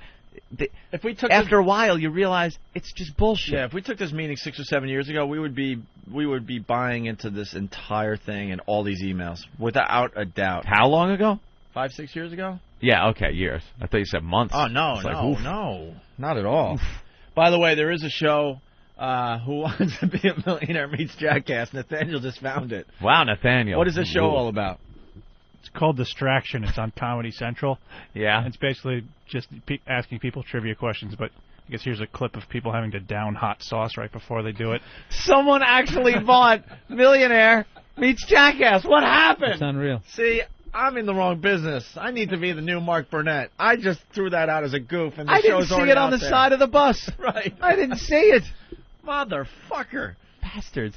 Dude, How especially come now, Mythbusters doesn't work with Jackass, but Millionaire does. Especially now with like all these reality shows being picked up, you can have the dumbest concept ever. Yeah. And I'll say it to my agent and be like, "Yeah, somebody already pitched that. It's already done. Yeah, no matter what. It's already been approved. It's fucking it's unbelievable. It's like anybody can sell a show now. All right. Just take every show, write it down on a piece of paper. Just go through the TV listings. And then divvy them up, put half in one hat, half in the other. Hey, let's do that. Pull 2 out. Let's do that now. And it's like make a show out of it. Go ahead, sorry. Mutual of Omaha's Wild Kingdom meets the Hollywood Squares. Yeah. You sit there and you try to answer questions, and there's a cobra sitting on your desk. Ant, you're brilliant. Exactly. You're brilliant. That's how you make a show. Someone get a bunch of TV shows, throw them in a hat. We'll pull out 2. We will come up with a TV pitch. We'll pitch one. That is how you do. I want to see Discovery Wings channel. Right. Wings of the Luftwaffe. Will and Grace. How do you put those 2 shows together? How do you do it? Gay guys. We don't have to worry about that. Gay guys with their sharp, dressy Nazi uniforms on. Feed seagulls down on Coney Island. There you go. Pitch it. A&E's clamoring every week, man, it's a different seagull. You can just see this, man. You'll get 100 episodes. We're on it. Right, I see the side of the bus. We're on it. We're gonna get a bunch of TV listings together, and we'll come up with something that makes sense. We'll do our own TV pitch. All right, so really fast. So I did that. Okay. They want. I'm gonna have to read this whole paragraph again because. All right. So clearly they had been discussing this behind the scenes after our meeting. They want to move this forward, and we will make it a priority one to get back to them ASAP with the minor modifications to make this happen. Bob, which is our super agent. They were curious as to what XM would want in return. And were willing to consider their needs. See, what he's trying to do is drag in XM to get more heat. Right. So he looks even more powerful. Because he looked pretty powerful to, not to pat ourselves on the back, but to bring Opie and Anthony into this discussion. Now it's like, that wasn't good enough. Let's now bring XM into it. Let's get XM involved, and now A&E is going to go, well, we can get some advertising Sends over on a box XM. of those red hats. Yeah. Right, those red XM hats. Thank God you said red, Bill. Thank you. This is the only time I'll ever wear this hat. We could give him some of those seat cushions right. for the sporting events. So you in a tropical storm, you were just standing outside in that fucking thing, and then you jumped in a dryer.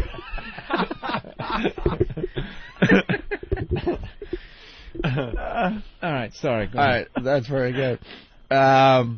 Yeah, XM, if we do a TV show, XM would just be like, yeah, that's cool. And the TV networks, they just get it. They know, like, we would talk about a TV show on our show a lot. So they don't need to really wonder what XM's participation would be. That's just completely ridiculous. Ridiculous. Tom in Tennessee, go ahead. Hey, what's going on, guys? Hey, Distraction was the funniest shit in the world, man. I used to watch it a lot, but because they win a car. They wouldn't win like $1 million. They win a car. And at the end of the show, they would ask the guy that won questions. And every question he got wrong, the contestants that lost got to fuck the car up, like smash the windows or pour paint on it and shit like that, cut the seats up. And that was that's pretty funny. Your prize is the car, and every time you fuck up, they fuck your car up. That's pretty funny. I like that. See, where was that idea? Yeah. Very Listen good. up, boys. All right, man. How about MythBusters meets Queer Eye? Queer Eye for the Mythbuster. I like it. Queer Eye for the Right. Mythbuster. It's all. See, you could throw that on the side of a bus. It's homosexual myths. Right. Like you take the guy with the gerbil, up thing. the ass, and then the guy that went to find it, Right. so he lit a match, and it fired the gerbil out his ass into the other guy's face, and they both ended up at the hospital. One guy with third-degree burns and a broken nose on his face, the other guy with third-degree burns in his intestine and his ass. There you go. And he wrote the thing, in hindsight, lighting the match was a bad idea. Unfortunately, That's that's how the it only started. gay myth we can think of. Any other gay myths? It'll be a short series. I don't think so. All right, so... Side of the bus? I don't see it. Gerbil. Yeah. Bob, they were curious as to what XM would want in return. It's not true. And we're willing to consider their needs. This all points to a real desire on their part to move this forward. Do you get to the point of working out some kind of advertising deal between the two companies before you even have a viable idea for a program? Before you even think that you are going to work with people? Do you start doing that? He just goes in there and just starts spinning plates. That's what he...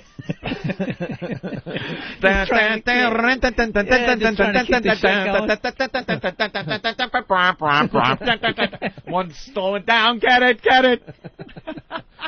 Oh, crap, man. Unbelievable. All right. This is horrible. It's embarrassing. Dude, the last paragraph just sums it all up. This all points to a real desire on their part to move this forward. I'm assuming XM will be tickled to have the boys on a 90 million sub network with gobs. He wrote the word gobs. With gobs of primetime TV exposure. Prime time. He's already got the slot for this. This is a parody of what actually happens with They're real moving it- celebrities they're and moving it TV forward. pitches. Yeah. Right out the door. He's already got prime time, so it's prime time. It's going to be airing in prime time. Right. We're working out the deal with XM and with gobs of A&E. primetime TV exposure. But again, A&E will play ball with them. Uh-huh. I don't get how this can be. I'm getting the douche chills. Like, yeah. Like you wouldn't believe. Yeah. We should all feel, in capital letters, damn good about this. We are moments away from a damn deal with A&E. Wait, from a damn deal? Moments away. We are now It doesn't moments say away that. from a You are now lying. You are now lying. Read it for yourself. Absolutely does not say We that. should all feel damn good about this. We are moments away from a damn deal with A&E. Moments! Dude, you know how many of these guys are out there? You know how many people are just bullshitters? They bullshit through their lives. They are pathological liars. We had a guy... It gets to the point where, they start believing their own lies. We had that guy, Steve Russo, from Restaurant Records that put out our CD. Holy shit. He was... This guy, ripped my from the same mold. Oh, my God. Just the ultimate hype man. Just the same guy. And they all almost look the same. It's like the same mold. And before you start doing business with anybody, especially in the entertainment business, you kind of ask around and see what they've done. So we asked Steve, he wanted to represent us. Thank God we didn't. The big meeting that took place where he was going to try to convince us to be represented by him. To sign with him, yeah. Happened in a food court in a mall with a real big black guy as his muscle. Yeah. He was basically trying to make us sign like a hip-hop contract. We were like forcing us to sign did or they something. hang you out a window? Right. Yeah, we were supposed to be paid for CD sales, and we were like, there better be about $10,000 each, a check, when we get to this This is food when we court. sent out our Demand World CD. To this day, we've sold close to 100,000 copies. It did very well. It just went nuts. And we were doing CD signings that were anywhere from 4 to 8 hours. All day. There was some Saturdays. We were at a mall all day signing. All day doing signing. All Money's day. rolling in. So we expect, he goes, I got checks for you guys, and I got the contract. Because he was just pushing us to sign with him. So we're like, all right, we'll meet you because we want the fucking checks. Meanwhile, the contract, me and Oprah talking, going, this guy's shady, man. I ain't signing with him. Let's Is that just why get you our picked checks. a public place? Yeah. That's a good way Public to do it. place. So Hold on. I just got back up. But we're like, well, before we sign with you, like, who else do you represent, Yeah. You know, he was doing these silly little CDs for radio stations and stuff. Whatever. That's low-level crap that almost anyone can do. He goes, well, I represent Bozo the Clown. He was excited because he just picked up Bozo. Bozo the Clown. He had just picked up Bozo the Clown. And so Bozo. We did our research. I don't like remember. 80? No, I don't remember. We did our research. I'm not sure he was either. Well, okay. We think the original Bozo died. He did. Okay. The real Bozo So he was dead. He went to high school with. Yeah, me and Bozo used to hang. So he wasn't even representing the Bozo. He was representing the Bozo the Clown. The replacement Bozo. The new Bozo the Clown. And he was like trying to make this sound good. Like, guys, I just picked up Bozo. Bozo the Clown. So like, all right, well, It's like Gallagher Part 2. Yeah, He sold his Gallagher act to to his his brother. Yeah. And everyone, you give your best. So he represents other people. It's so downhill from the it's gotta replacement Bozo. Yeah, it has to be. So like, what else have you done, Steve? And he goes, that song? You remember this one, Ed? Oh, my God. That song, na na na na, hey hey, goodbye. Nah, nah, nah. You hear it at all sporting events. It's like, wow, wait, did he write it? I'm like, wow, all right. Wow, well, let's listen a little closer here. He goes, I was in the recording studio when that band was recording that song. And do you know they didn't have a name at the time? And they were all trying to think up a name. So we're standing there for hours trying to think up a name. Just trying to figure it out. And at some point, I turned because I heard this hissing noise. And it was one of those old-style radiators on the wall. Some people like to say radiators. Radiator. One of those old-style. And it was letting off some steam like they usually do. And I turned to the guys and said, guys, how about steam? And everyone went, that's great. That's perfect. And the name of the band is Steam. You know what I'm picturing the whole time he's telling this story? People walking behind him like with trays of orange chicken at the food court. Yeah. Sitting down at the seat. Yeah. Angie, get me some more napkins. Yeah. This guy's trying to come up like a big shot. Like a big shot. Plastic swivel chair. You know what's great? A lot of people look into our lives, and we got fan sites and stuff, and we've had a lot of success, obviously. But they have no idea how ridiculous it really is. The crap you go through. So we're sitting in this food and we court. continue to go through crap. It just gets a little better as you move forward in your career. But dude, Seinfeld goes to meetings and goes, "Oh my God, what the fuck waste of time was that?" It just keeps happening. So we're sitting in this food court. We're there to get our checks. The whole drive there, also, me and Opie are going, this motherfucker. This better be at least $10,000 each. We made our own deal there, Bill. Oh, we didn't sign anything, but we made our own deal. No, it's a handshake. That we were going to split 75 cents a CD. Because it's $18.79, and a handshake is good enough here on this farm. Yeah. We decided we were just, we'll handshake this through. That's how smart your pals are. We don't need to sign anything. You seem like a good guy. No payment schedule on delivery of CDs, blah, blah, blah. 75 cents a CD 75 that Ed and I cents would a split, CD. so that's 37.5 cents per Each. disc. We were selling CDs in the Boston area like dare hot I say, cakes. hotcakes, Bill. Hot cakes. Hot cakes. Where did you shake? With merchandise. Shook Posters. It was in the parking lot of a ground round. Sounds good to me. Exactly. This is how stupid we were. Posters and T-shirts with our likeness on them. Yeah. Oh, and those were selling like and crazy Bill. he'd be in the corner at these signings as we're signing our asses off. We're signing for hours on end. He's in the corner, and all you would see is the back of him, and you'd see his elbows moving in the corner, and you'd hear.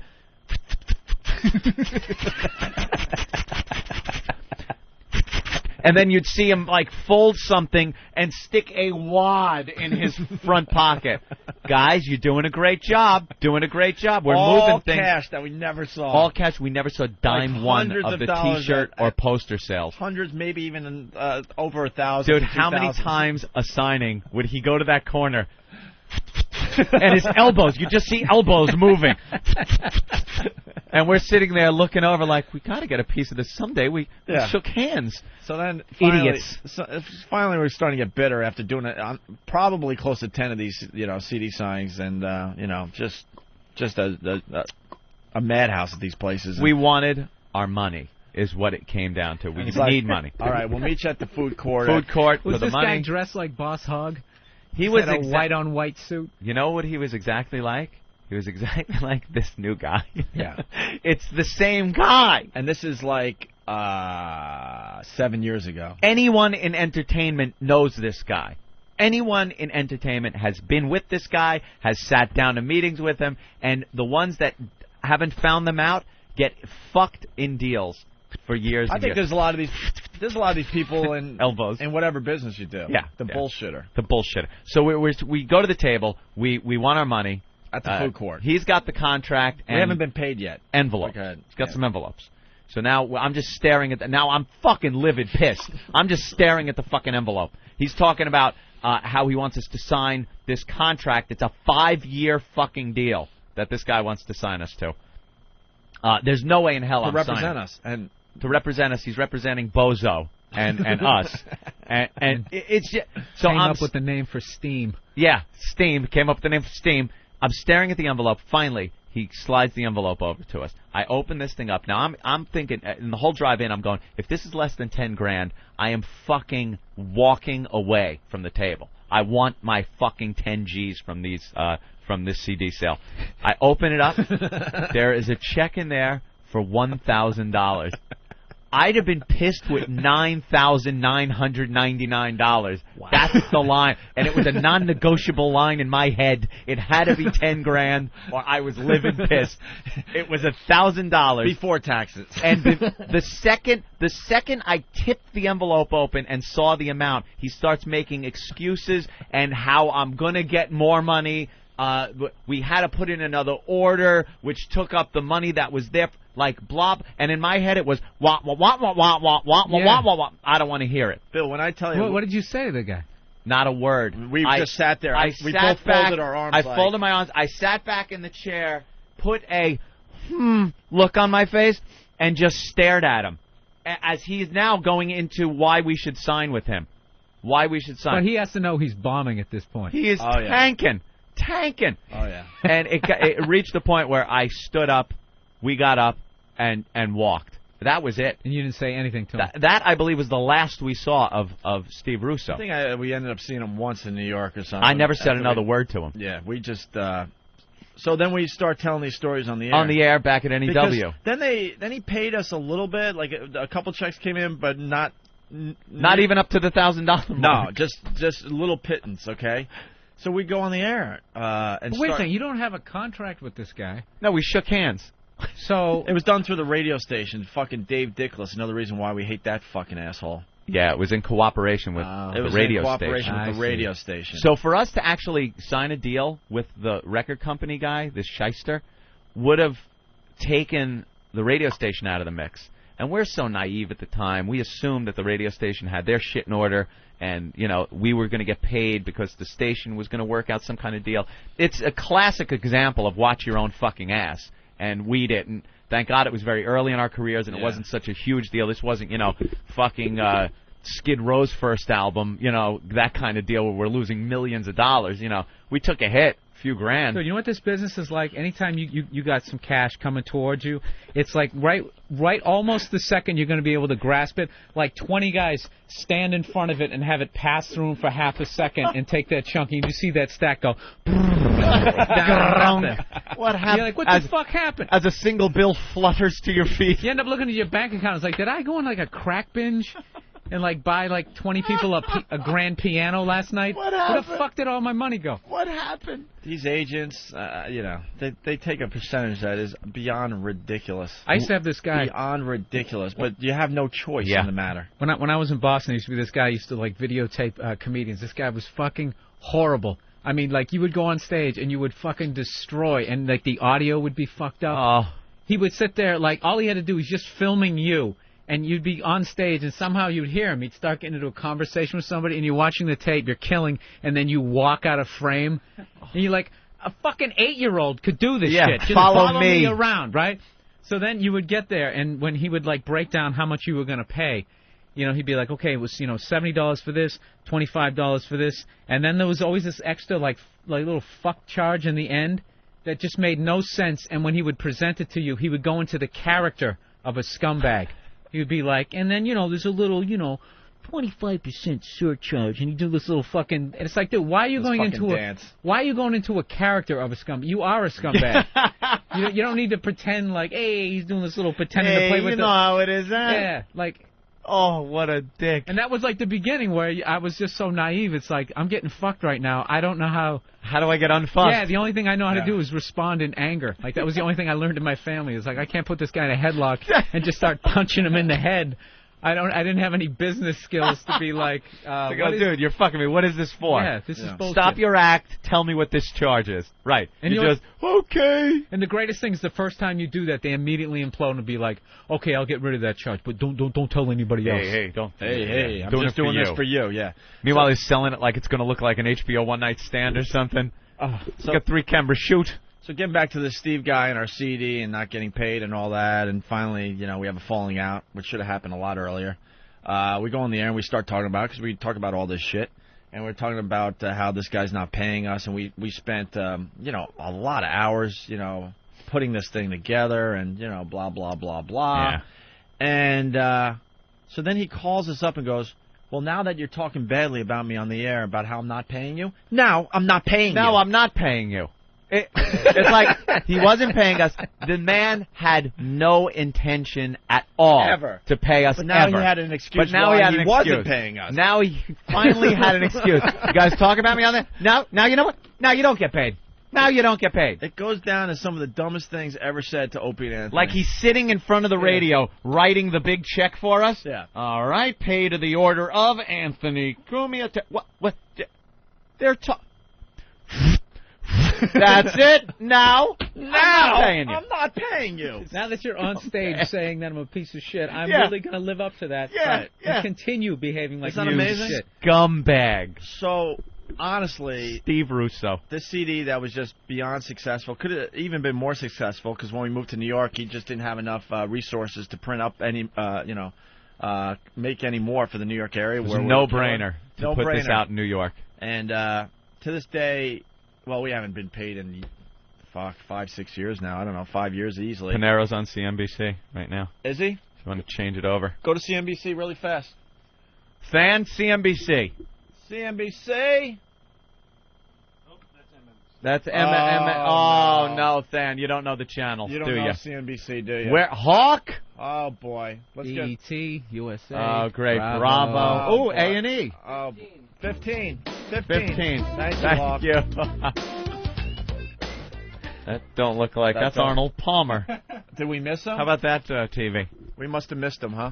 I don't know. Did they say that on the instant feedback? Yeah, it said Hugh is on CNBC right now. All right. Well, it was probably a quick interview. Great. XM announced big news. We'll get to that in a little bit.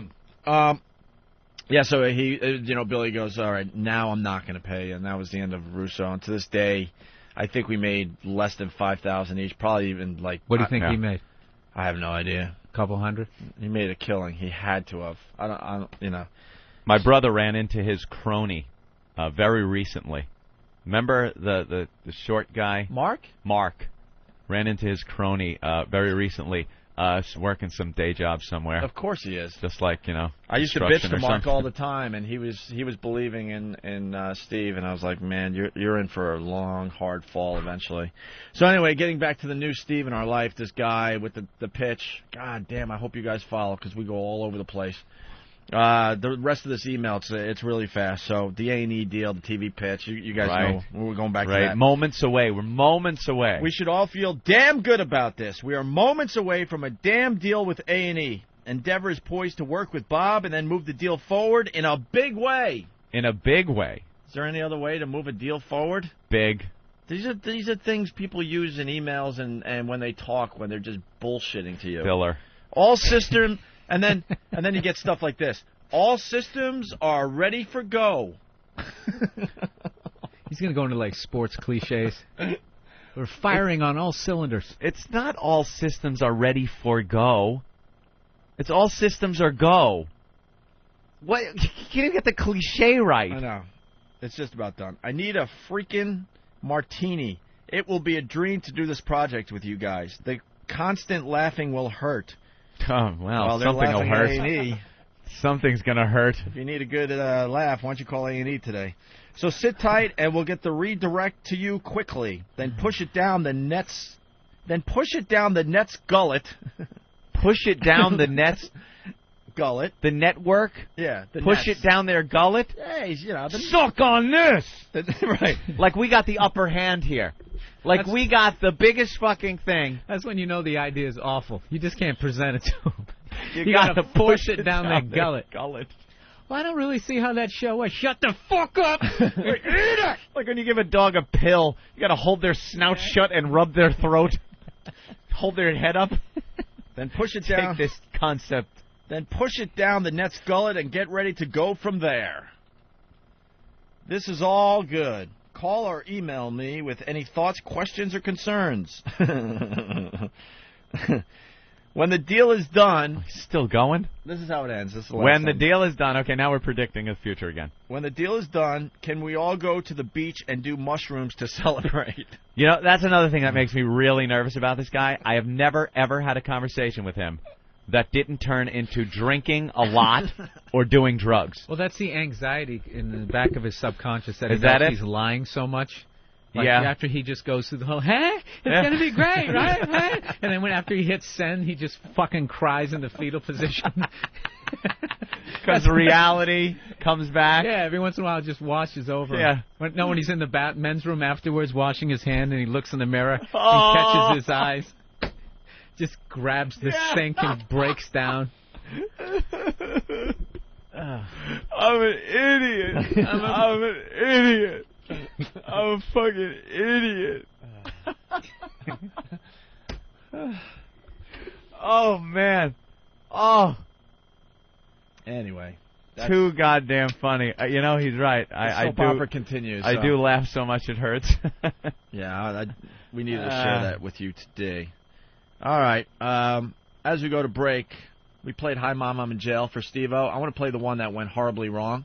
Oh, yeah. That we wanted to put on our Demented World CD at the time, but Dave Dickless thought it was a little too mean. I think this is It was a little too mean. A little too mean-spirited. A little too mean. Another idiot we listened to for 10 minutes. He actually started trying to edit out God. That in the middle of our prank phone calls, we were saying, Jesus, God damn it, God damn it. So all of a sudden, he's in a production room one day, and we're like, what the fuck are you doing to our CD? It was about ready to be mastered and go off to the CD printing plant. Yeah. And he's in there trying to edit out words like God and Jesus. And Jesus, because what I think it was his wife was like really religious and used to listen to the show and tell him what to tell us to do. Because he was just like, came off as a real pussy-whipped guy. The power of the pussy. Remember how we nailed him when we were at NEW and we realized that he was getting fired from AAF? So he had to sell his house. And we found out what his address was of the house that he was selling and sent our listeners down there to the showings of his house to walk around in there and just give him stupid questions and call him an ass. It's the best because...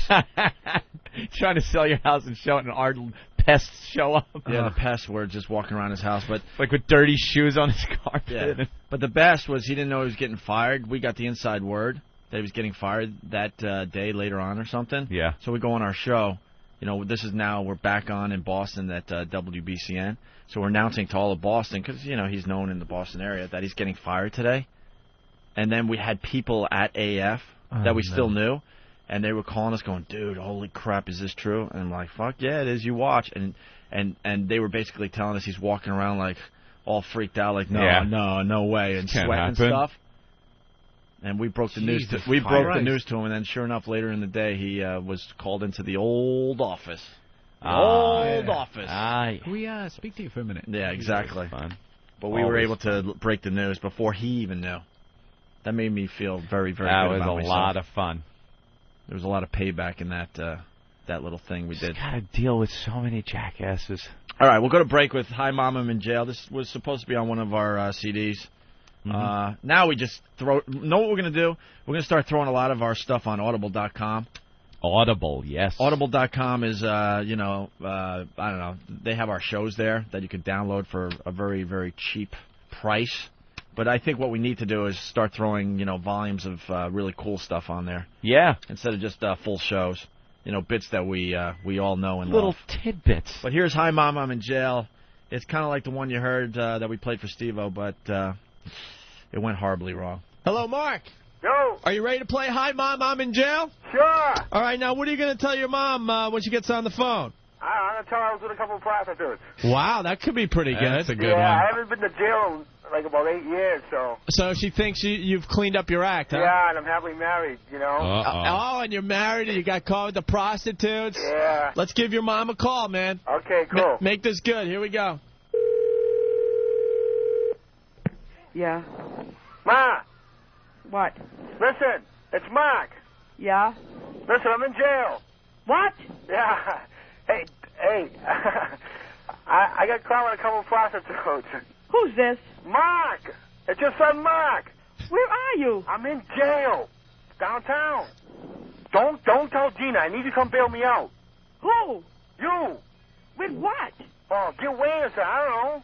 You can't. Don't call my house. This call's being monitored, ma'am. Oh, Police okay. department. I didn't know if you were joking with me or if you're serious or what. No, Ma, I'm serious. we've set Oh, jeez. we've set the bail at $5,000, ma'am. That will be cash. 5,000? Yes. What did he do? He was found with a couple of prostitutes, one of which was a transvestite. And it's a serious charge, ma'am. Will someone be coming to pick him up? Ma, What? can you come? We got to clear this up before it makes the paper tomorrow morning. Who am I speaking to? This is Officer Jenkins. Officer Jenkins. I'll have to call his brother. I'll call his brother and see if I can get the money. We know also the prostitute has tested positive for the AIDS virus, which is another problem he's going to have to deal with. Hello, ma'am. Yes, I'm here. Oh. Where's Sonny Boy? Are you speaking up to your mother? Yeah, Ma. What? Ma, I don't know how to tell you how this happened. I was with the Brain. You know the Brain? Oh, yeah? Yeah, I picked him up with a couple of them. Oh. It's not a laughing matter, son. I know. Mother sounds very upset. You try to raise your kids. You do your best. I'm sure you did your best, didn't you, ma'am? Yeah. And look at what happens. Oh, my God, she's so upset. I can't do this anymore. Oh. Ma! I can't do this. Ma! Hey, Ma! Excuse me, ma'am? Yeah? Happy Mother's Day, Ma! It's a joke. This was It's all a the joke. worst. Oh, I'm going to burn in hell for this, man. Oh, no. Ma! She's all right. He's fine. He's not in jail. It's only... Ma, you're live on the radio. You could smack him in the head. Mom, you still there? Yes. Talk to us, Mom. Look how upset. Oh, my God, dude. I got to make a phone call. Did you know she was going to get that upset? No. Oh, my Usually God. I can joke with him, I'm always joking with him. Oh, no. I'm always joking with him. Oh, we feel horrible now. You got to smooth things over and call us back, man. All right. All right, bro. Oh, no. Take care, guys. Good luck. Bye. Oh, no. That one didn't work well. Oh, my God. Hello, it's the hardcore legend / beloved children's Christmas author Mick Foley. Congratulations to XM on 5 million subscribers. Hey, this is Mary Carey. Congratulations to XM on 5 million subscribers. XM rocks. What's up? This is Joe Rogan. Congratulations to XM on 5 million subscribers. Like sands through the hourglass, so is the Olenay virus. Is that it?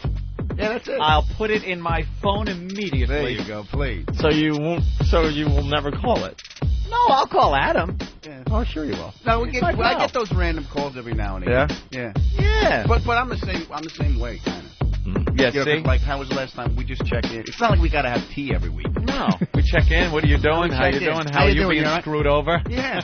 Yeah, and that's all you need, though, right? Yeah, you just check in with your pal. We don't have Okay. discussions on the phone. I don't think we ever really did. No, we'd Just make kinda- each other laugh, and then a lot of it is Yeah. grunt. And then, well, how you doing?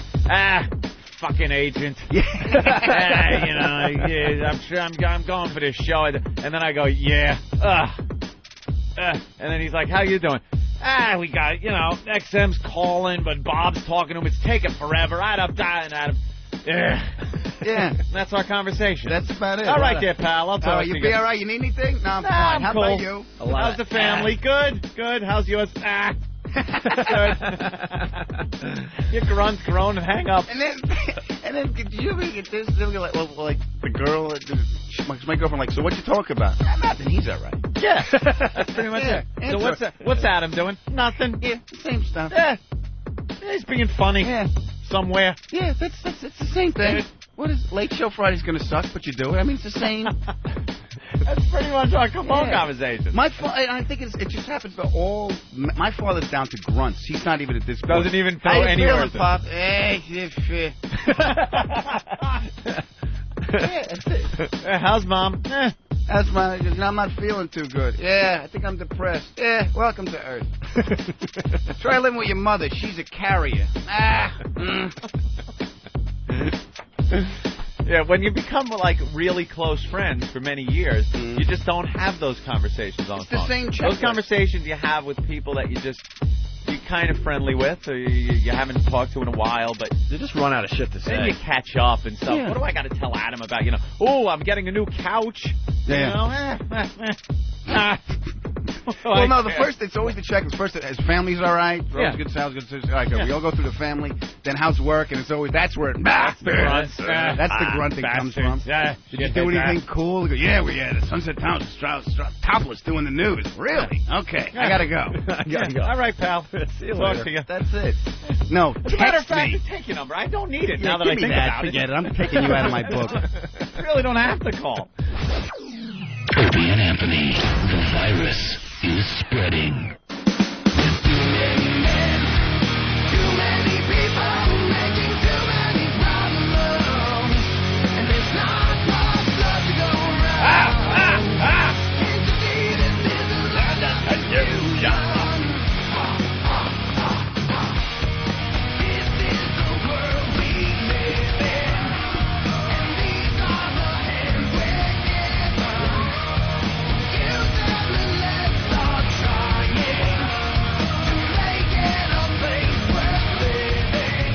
That's pretty cool. Genesis, Land of Confusion. You're a band and you're like, hey, let's do a cover. Who would ever think, let's cover Land of Confusion by Genesis? They must have been laughing when they first started. Right. Yeah. Maybe they did it as a goof or something. Like, that sounds kind of good.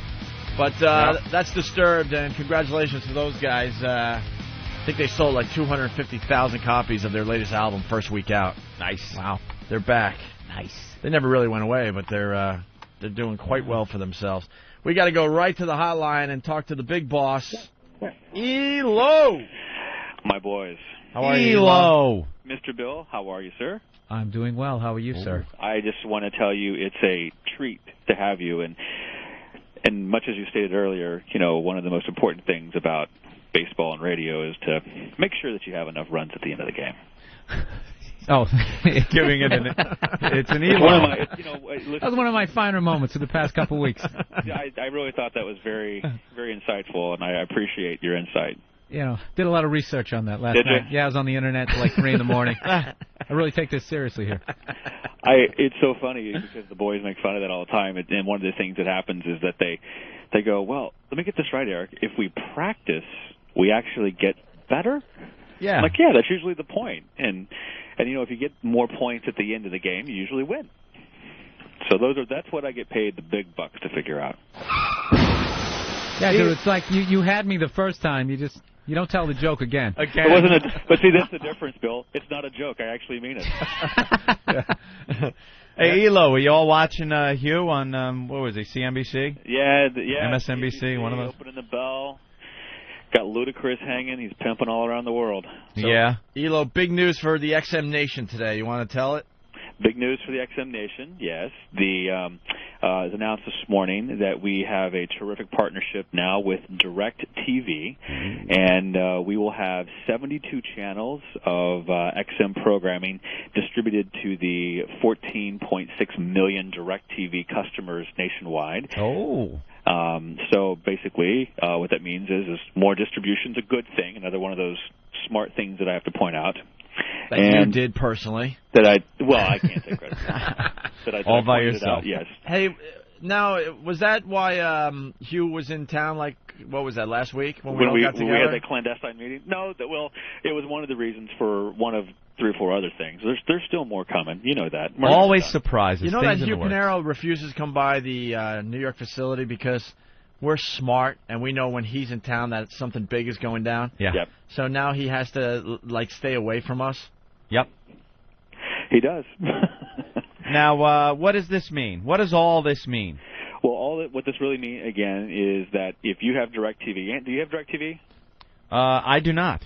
I told Opie last night. I thought probably you did, but no. If you have DirecTV, you sit at your house and you just go up to like in the 800s where the music channels are, and the current provider is going to go away, and they'll be replaced by a bunch of our music channels. You know, the decades, rock, pop, country, and then there's going to be we'll have XM Kids up there, and then we're also going to have Home Plate, which is our baseball channel.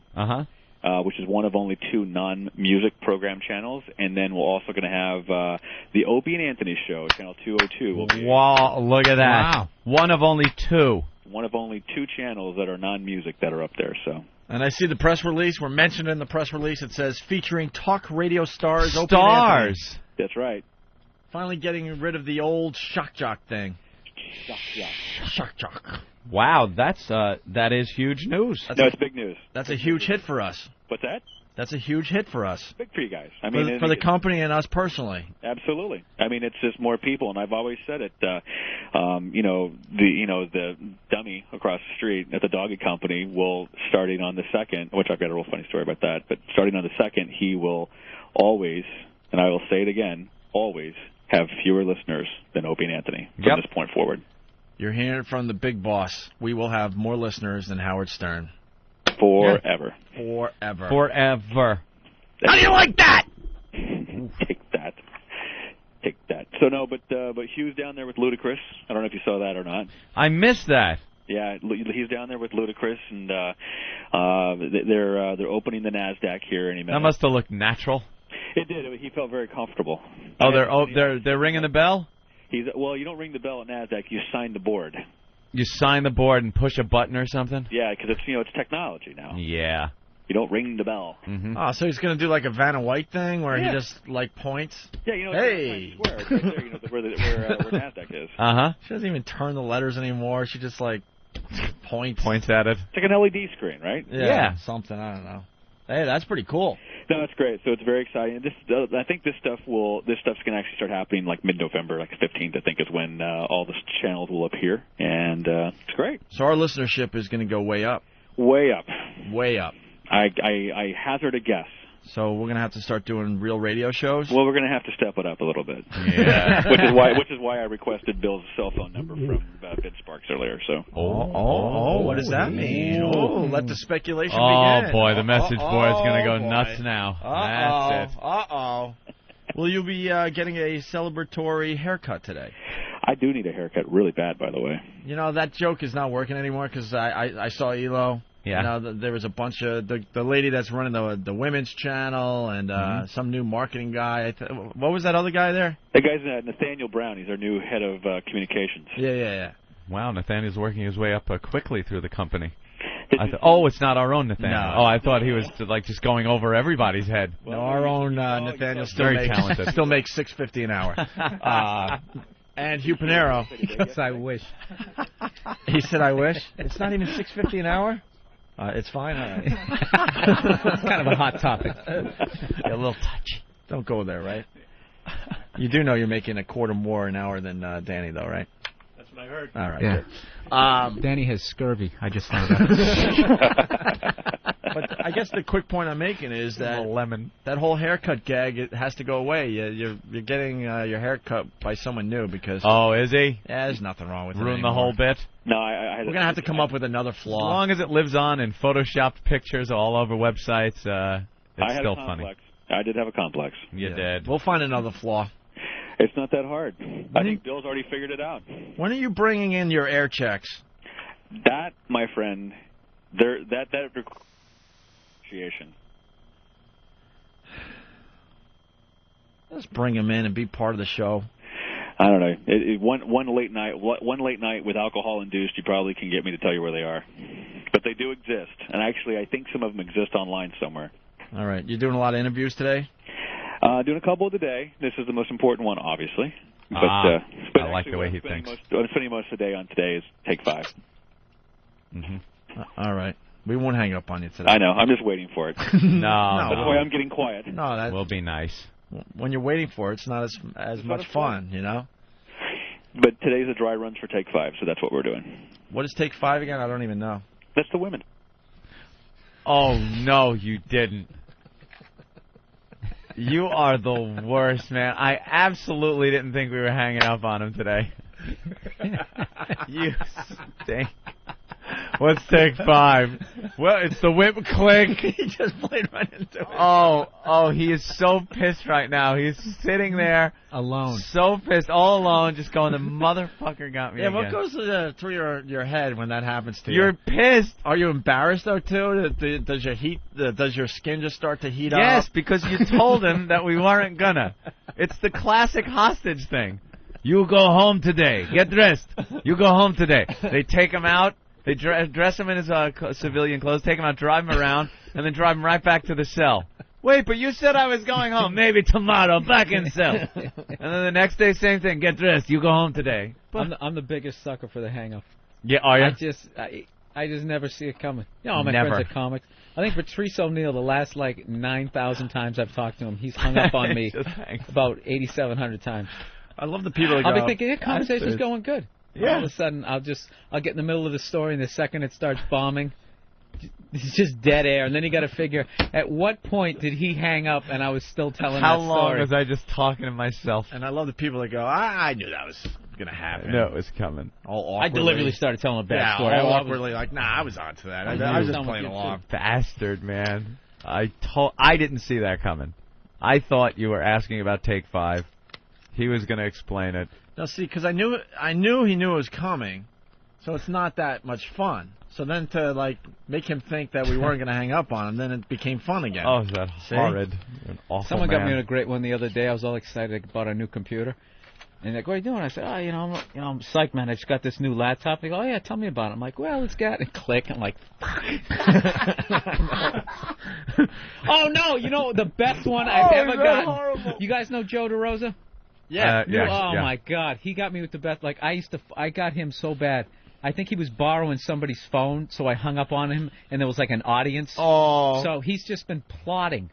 For 8 months, he's been trying to fucking hang up on me. So the day after, I taped my HBO special, went fucking great. I'm, euphoric, right?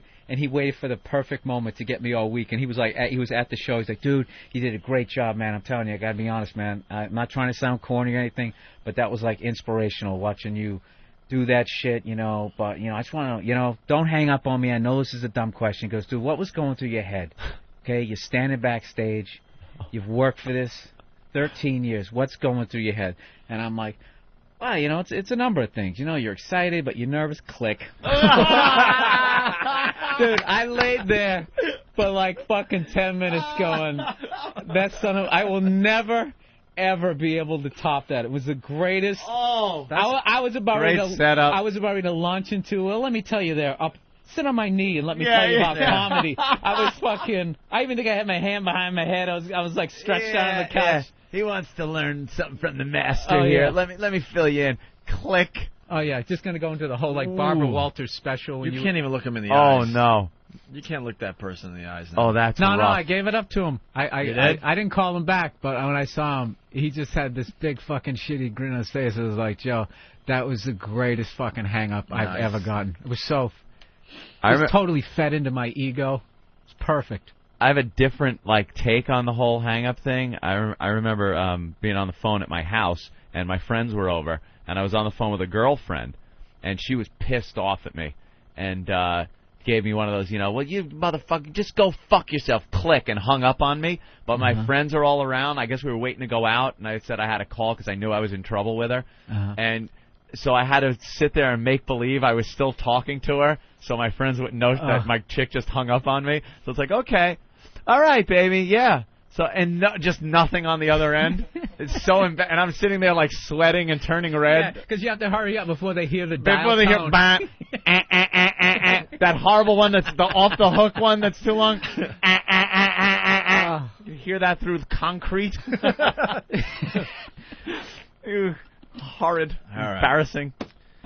Let's do some radio. Satellite radio. We were talking about Bush yesterday, Anthony. President Bush was doing a war on terror update. Well, I saw he was going to give a speech, so I knew he had to record it because obviously whenever he gives these speeches, there's all kinds of new information coming out and things that the public wants to know, how the war is going.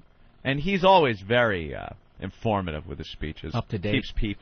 Keeps people all up to date on what's going on. There's Hugh and Ludacris pressing the button. Celebrating its 5 millionth subscriber. Opening buzz Thursday, September the 29th. Nasdaq's open. I just missed it. I thought that was Al Sharpton. I'm not even going to show it looked like Al Sharpton. You know when he fasted? Yeah, got all thin. It looked horrendous. Still had the big fat head like everybody does when they lose the weight. There was our CEO on CNBC ringing the Nasdaq bell or pushing a button or pointing, whatever the hell he did. Have the big announcement and the Hugh Pinero there ringing the bell, pushing the button, whatever they do on the Nasdaq. Stock's got to go up today, right? Very exciting for XM the last couple of days. 5 million subscribers, the new deal with DirecTV. Mm-hmm. We win. We're moving. We're moving. We win. Well, we're going to celebrate a year at XM Tuesday, I guess. And you look back, and Ant and I even said we just got to give up the first year and just do what we do, you know? Mm-hmm. But we went from, the company went from like, I guess officially it was like 2.2 million subscribers when we started our first show. Yep. And a year later, one lousy year later, it's 5 million. Yeah. You don't find and there's still dopes out there that just are laughing, going, "Yeah, that satellite radio thing is whatever." Yeah, they got like whatever. 5 listeners. Yeah, whatever. And they're promising at least 6 million by the end of the year. XM, maybe even like 6.2, something like that. Another million between now and January 1st. Mm-hmm. Will join the XM Nation. That's unbelievable. It's unbelievable. Unbelievable, man. So we got the Bush speech, and I've heard this audio, Anthony, and it's a lot like the email from the dude. Oh, really? More bullshit? More talking We're around. We're going to pitch it. Everybody's excited about the war. Right. We're going to have an Arable war. An Arable war. It's going to be great. You think he has that in his speeches? A bunch of exclamation points right there after a word. We're winning. No, that's when he nods. He always lunges his head out. Lunges his head forward. There's a hurricane. Oh, stealing the Joe Rogan lunge. I'm ripping him off. That's right. Call me the Punisher. I'm the Punisher. Very good. Punisher. So here's some quick clips from the speech. Let's hear how well things are going. The very important speech from our leader. Our strategy is clear in Iraq. We're hunting down high-value targets like Azzam and Zarqawi. We're coordinating aggressive counterterrorism operations in the areas where the terrorists are concentrated. We're constantly adapting our tactics to the changing tactics of the terrorists. We're training more Iraqi forces to assume increasing responsibility for their country's security. This is the President of the United States. He just said nothing. That is a speech, I swear to nothing. you, from a year ago. You could play that speech, same thing from a year ago. You know what it is? They all kind of have always said nothing, but he is the worst at saying nothing. He gets like that one word. What do you say? We're making adjustments. Adjustments to their adjustments. Yeah. What? It was actually another word, but he always. Yeah. At least the other presidents also, they said nothing about different subjects. Like here's the economy or this, that. He just says nothing about the war. We're adjusting our tactics to adjust to their tactics. Nothing. And don't get me wrong, you motherfuckers, don't get me wrong. There is it would be tragic to pull everybody out of there right now, because then it would just be a clusterfuck mess. We got in there. Now the job does have to be finished, whatever the fucking job is. But the way it's being handled by this idiot is wrong. Wrong. I don't have the answer, but I know what wrong is. Nuke 'em. Nuke it, motherfucker. Just make a parking lot. Yeah, those guys are the simple solutions to everything. Fucking drop a bomb on all of them. Just nuke them into the Stone Age. That's what I do. Make it into a big parking lot, and then what? Why would you park there? Then you got parking. Because Why? I love it. Those are guys they can never follow. They always follow. So bullshit. See, I think it's our job and the job of our listeners to finally start challenging people when they come up with this dopey stuff. Just go in and kill everyone. That's another great one. Right. Just kill them all. There's a little kid there fucking starving, eating a lollipop. Boof! Right in the head. Kill them all. Every fucking one of them. That's what I say. But the parking lot scenario is just ask them then How what? to handle it. Get our soldiers out. Let the fucking planes do it. Just lay fucking waste. Really. Just bomb them all, right? Yeah, fucking craters. Fucking crater the whole thing. Do that, what they called fucking saturation bombing or something. They get something they heard on Discovery Wings. Do like the cluster bombs or something. Dude, just fucking line them up and just shoot them right in the fucking... I'll fucking do it. Give me a gun right now. Isn't that Fucking right? hey, man. Back to back so you don't waste bullets. Dude, One they- through the head kills 2 people. Then they talk shit like they're rambling. They wouldn't want me over there. I'd fucking go off. Send me and my buddies over there, motherfucker. That shit'll be over in a week. Isn't that right? Fucking hey. High five. Up top, High five. mother. Another thing I used to do, like I learned at an Eagles game, that any story that ends with a high five never happened. It's always like some ridiculous exaggeration, like, yeah, and then I told my boss to go fuck himself. Up top. Yeah, it's like, no, you didn't. You just sat there and Yeah. you stared at the floor and you took it. And you took it like we all take Fuck it. her and the sister. Up top, Motherfucker, that's motherfucker. what I'm talking about. This is turning into an SNL skit all of a Dude, sudden. and then the real story is he sat there and he took it, and then he drove home and he screamed at his windshield, saying all the shit he really wanted to say to his boss. Oh, I'm irresponsible. You're looking at some guy. But with he a red light. sucked it up. I'm sorry. No, next time, sir. I'm sorry. I'll do it. You know, I did drop the ball. You ever talk to someone and they're in that situation and they impress you with the stuff they said to this person that they're in a conflict with, and then you go a little deeper and realize, just like you said, they didn't say any of that, but they're very impressive as they tell you what they... Yeah, you go, dude, did you actually Did say you that? actually say that? And they Oh, my kinda God. they're like, well, yeah. Well, not exactly. No. Yeah. The first part. Yeah. Right. But you always get impressed for a second, like, wow, you finally had the balls to actually say that? No. Dude, SNL would really, they make a whole movie out of that. The up top guys. Come on.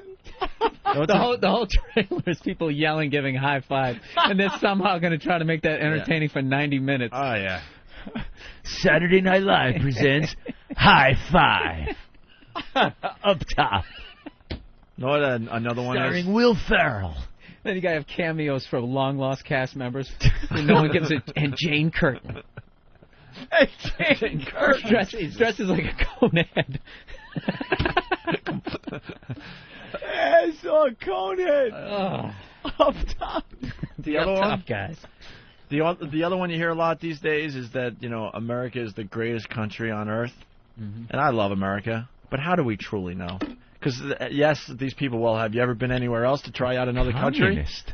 I know. Because every other place sucks. Right. It Well, sucks. have you tried out one other country? Just to Mexico. I was in Canada once. Canada.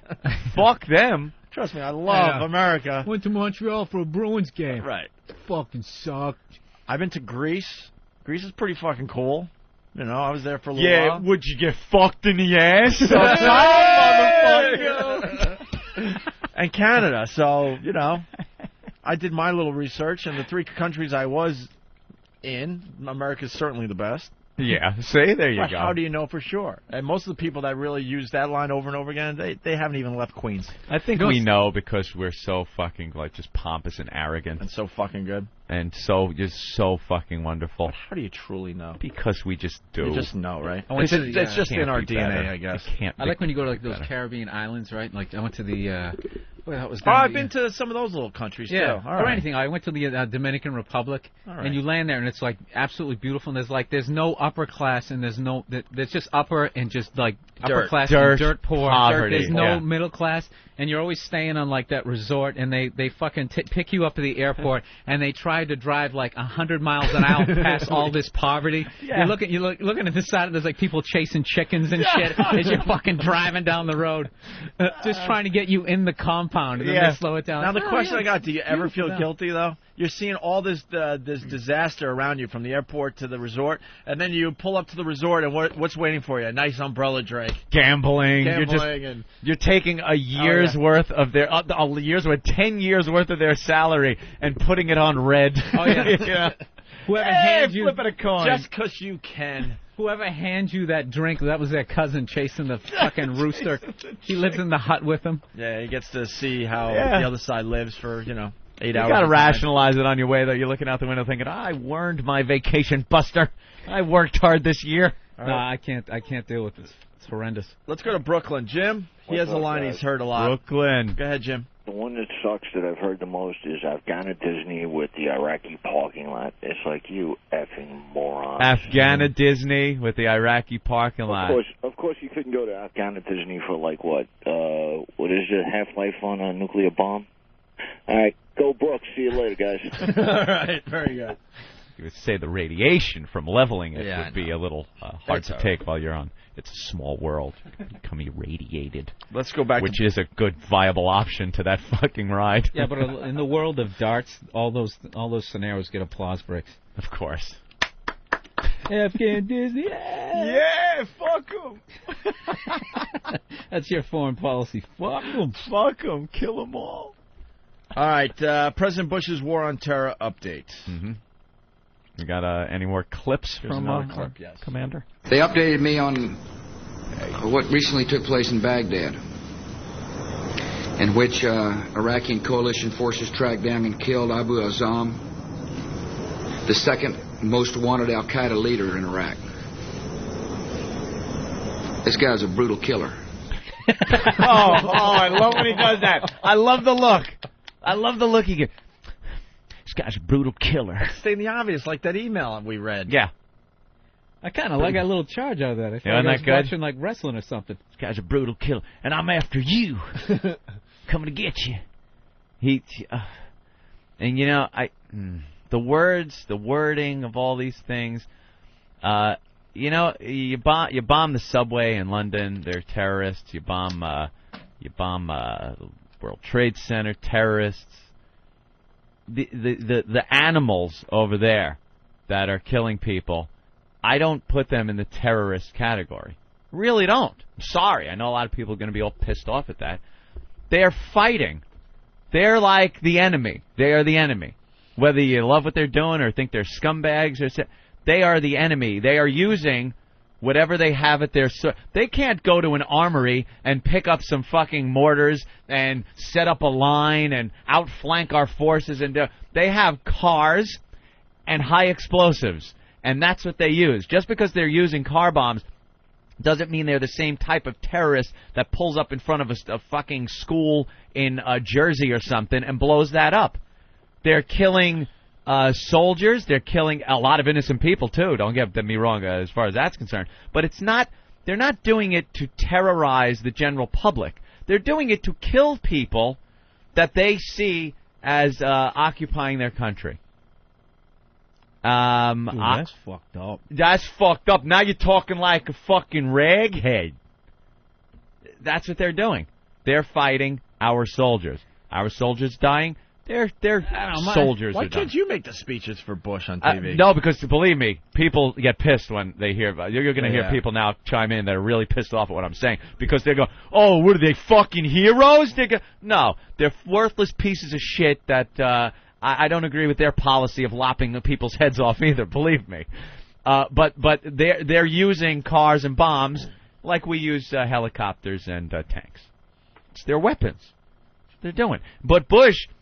When you call them terrorists, it makes it sound like they're the same guys that, you know, are flying their planes into our buildings, they're blowing up schools, whatever it is. He can't call them soldiers, the enemy, things like that. You got to keep knocking into the public's head that they're terrorists, and if we don't kill them there, they're fucking coming here. Look out.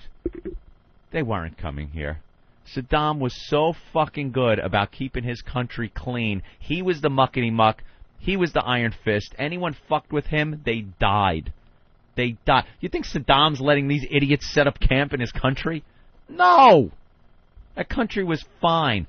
The UN kept him from doing anything. He was under a microscope. There weren't weapons of mass destruction. Stop trying to tell me they were by sending me links to these Aussie fucking... The equivalent of the Australian National Enquirer saying how they found biological weapons.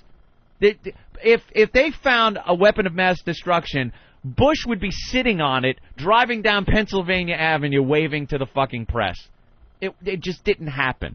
That was the bill of goods we were sold on the war. That's why I was behind the war.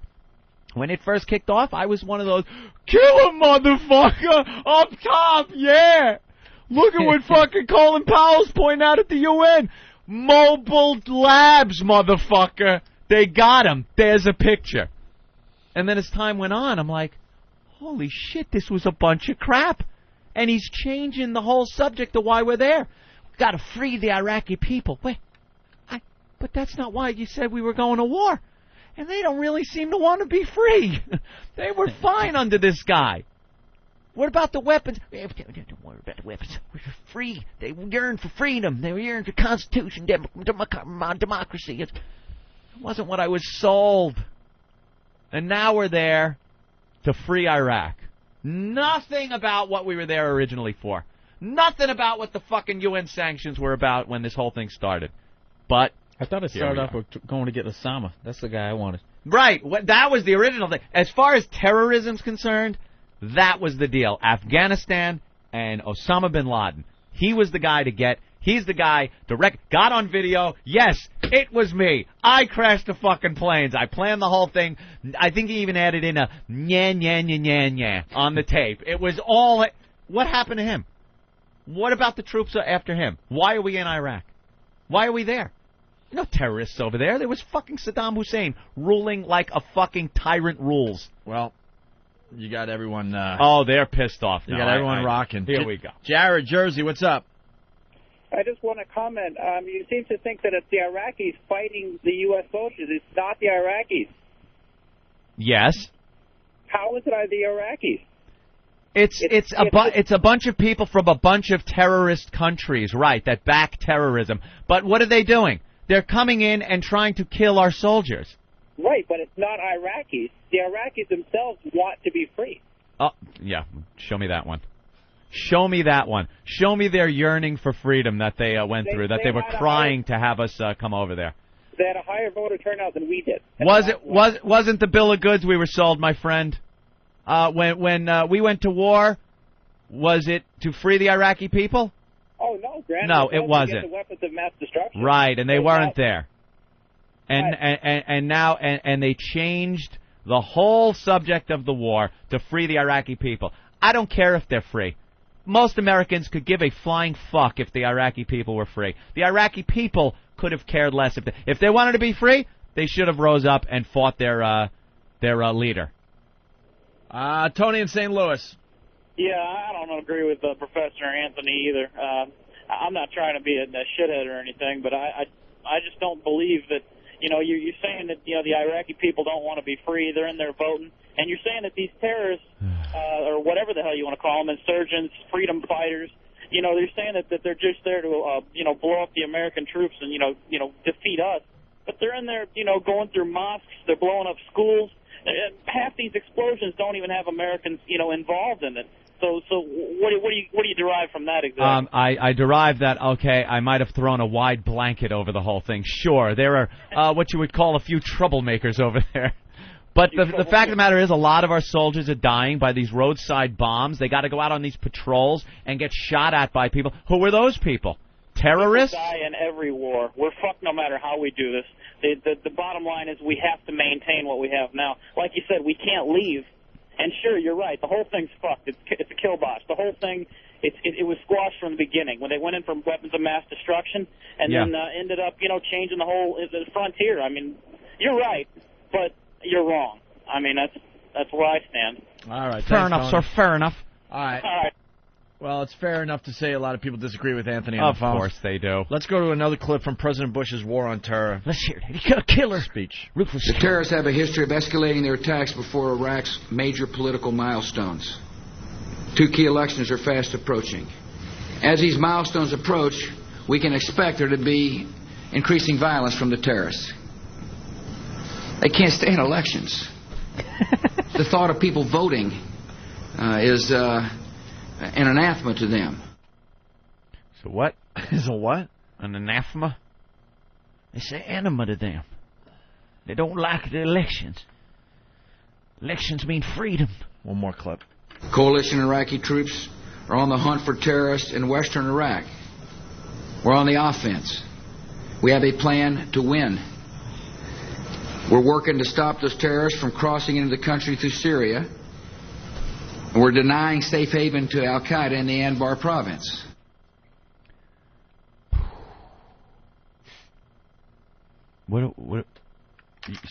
So is the game plan, let me get this right, is the game plan then to wait until the terrorists all come in from all these different countries to a central location, which is Iraq, and then kill them all? And when when the last one crosses over and goes, Allah! And you shoot them, and then we look around and there's no more terrorists? It's a war of attrition? Is that what it is? Then we can leave? Or is it when the terrorists finally go, America's great, what have we been doing? Let's stop killing and be cool. What's the end game? What's the plan for victory? Exit strategy? The exit strategy. I've heard it before, believe me. I've heard it. It's to train the Iraqis so they can take care of themselves, blah, blah, blah. Do you see that happening? Wow. In any foreseeable future? No, you know what the problem is whenever you occupy a country or something like that, or you take it over, is they know eventually you're going to fucking leave. So they just got to, like, wait you out. Just wait it out? Mm-hmm. Yeah. So the only way to really do it is to fucking kill them all. That's the only way to, I think, I don't know. It's really I think it's difficult. just get fucking Saddam. Not Saddam, I mean Osama. Get him. Yeah. Still talking shit. Still. That's the guy. Get He's that the guy you and, gotta and, get. I'm psyched, because he's the guy. He said, I did that shit. There should have been a hell of a lot more resources in Afghanistan going after that motherfucker and his little pals. Yeah, but than as far as Saddam. like saying like those guys aren't like terrorists and stuff, I mean, I think they are. I mean, if you're going out and you're just trying to blow up soldiers, those guys like walk into like a pizza cafe and they're blowing up kids and shit. It's like, you know. Is that really to terrorize? It's terrorizing, or is it to get our soldiers the fuck out? Well, I guess they're attacking people who are supporting what we're doing over Right. there. Then they then consider them. Here's the what I say. enemy. I don't know. You know, Here's it's what war, I it's say. war. It's fucking evil. But there's still lines. Okay, of, look, you know, I'm come willing to say perhaps my use of the word terrorism or lack your thereof blanket statement is wrong. Okay, now that I'm thinking about it, but the bottom line is, would this shit be going on? Would the terrorism be going on if we weren't there? Would these schools in Iraq be being blown up by these terrorists if we weren't there? Are you becoming a liberal? No, I'm the furthest thing from. Believe me, I'm the furthest Everyone thing on from Instant it. Feedback is just going, what happened? I am the furthest thing from a fucking liberal. I am a realist, assholes. A lot of people saying Anthony equals liberal. No. Which is really funny. It is so to read because no. Anthony is pretty hardcore the other way. I love that first Gulf War. I jerked off to it. I loved it. It was fantastic. Saddam went into Kuwait. The mission was to get Saddam out of Kuwait. Even when they were leaving, we bombed the fuck out of their trucks leaving on that road. I loved it. I loved the burning bodies. I love watching the tank footage of the shit just blowing up in a phosphorescent mess. It's fantastic. Loved it. This one, not too keen on it. Don't see an exit strategy. It's the sequel. It's the sequel, and Jaws it stinks. 2. And it stinks. Jaws 2 had its moments, though. Ugh. I said it had its Open moments. up, say ah. All right, why don't we redirect? We'll take a break. When we come back, we're gonna do something else. Gonna talk like I'll Elo. tell a joke. They'll love me again. There you go. Actually, you know what? Yeah. Paradise. Ah. Now, she might be able to enlighten us on some Paradise. Yeah, she actually talks about Bush. And what article was Hers. this? Rolling Stone? All right, that'll be the little cute radio tease. Right. Tara Reid talking about Bush and what she thinks should happen. Oh, here we go. Oh, my God. It's pretty amazing. What I can't read. Scott Farrell. Oh, Scott Farrell. You wrote in like very light red chicken scratch. I couldn't even see it. All right, Derek, get us out of here for a little bit. Like sand through the hourglass, so is the Owenay virus. Clip for Bill, too, before we move on. Celine Dion on Larry King. It is, you know, when I was hearing a couple of days ago that these things are not reachable, it's too full of water. The helicopters flying in, take 2 people at a time, take a kayak, go into those walls. Those people are praying, they're walking, they're like this, hello, do you see us? We're still alive, but we're dying. Celine, it's terrible. I do not want to talk to you about money. I hate when these celebrities have to turn into experts about stuff they don't know anything about. Take a kayak and ram into the wall. Take a kayak through those walls. Take a kayak, put on some swimmies, and just punch the walls in. People are yelling. What is that? What is that? They're saying I'm alive. Sounds like someone having a nervous breakdown while doing like bad stand-up. What is the deal with that? Is any of this funny? Why did they give you the peanuts on the airplane? What's with those peanuts? How do you open the bag? You need to ram your finger in it? Why could the professor make radio out of coconut but can't fix hole in boat? Those people were starving on island. Poor Gilligan would screw up rescue. Just get a kayak. Have the skipper punch through the wall. Why don't they use the headhunters' boats? They seem to be able to get from island to island. What is going on? Just ram the island with the headhunters' boats and push it back to shore. Come on. Opie and Anthony, the virus is spreading. There is no you, there is only me. There is no you, there is only me. There is no fucking you, there is only me. There is no fucking you, there is only me. Oh, yeah. People calling me Anthony Combs from Hannity and Combs. I'm a big lib. He just questioned whether America is the greatest country. I never questioned whether America is the greatest country. I did as a goof. I absolutely know it is. It's But how do you know? Because I watch enough films of other countries and they stink. We're not allowed They're full to smoke of dirty people that barely ever shower. We're not allowed to smoke pot openly like you can in that other country there. Which called, one's that? Amsterdam. Amsterdam? Is that part of a country or That's is that a a city. town? Great. Just fucking with you. I think America's great. And then the second you bash Bush, I could read 50 instant feedbacks that are coming in, and a lot of people using the capital letters on this thing. That means they're of yelling. how I'm a lib. It's about time people dislike you.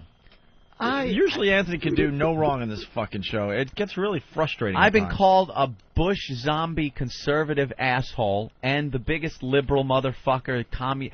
Like it's No, that's how it works nowadays. Yeah. It's like if whatever one point you're talking about that someone is discussing, if they're a Republican, you disagree. Oh, you're fucking liberal, or and like vice versa. You can't be like, hey, I kind of take it as it goes.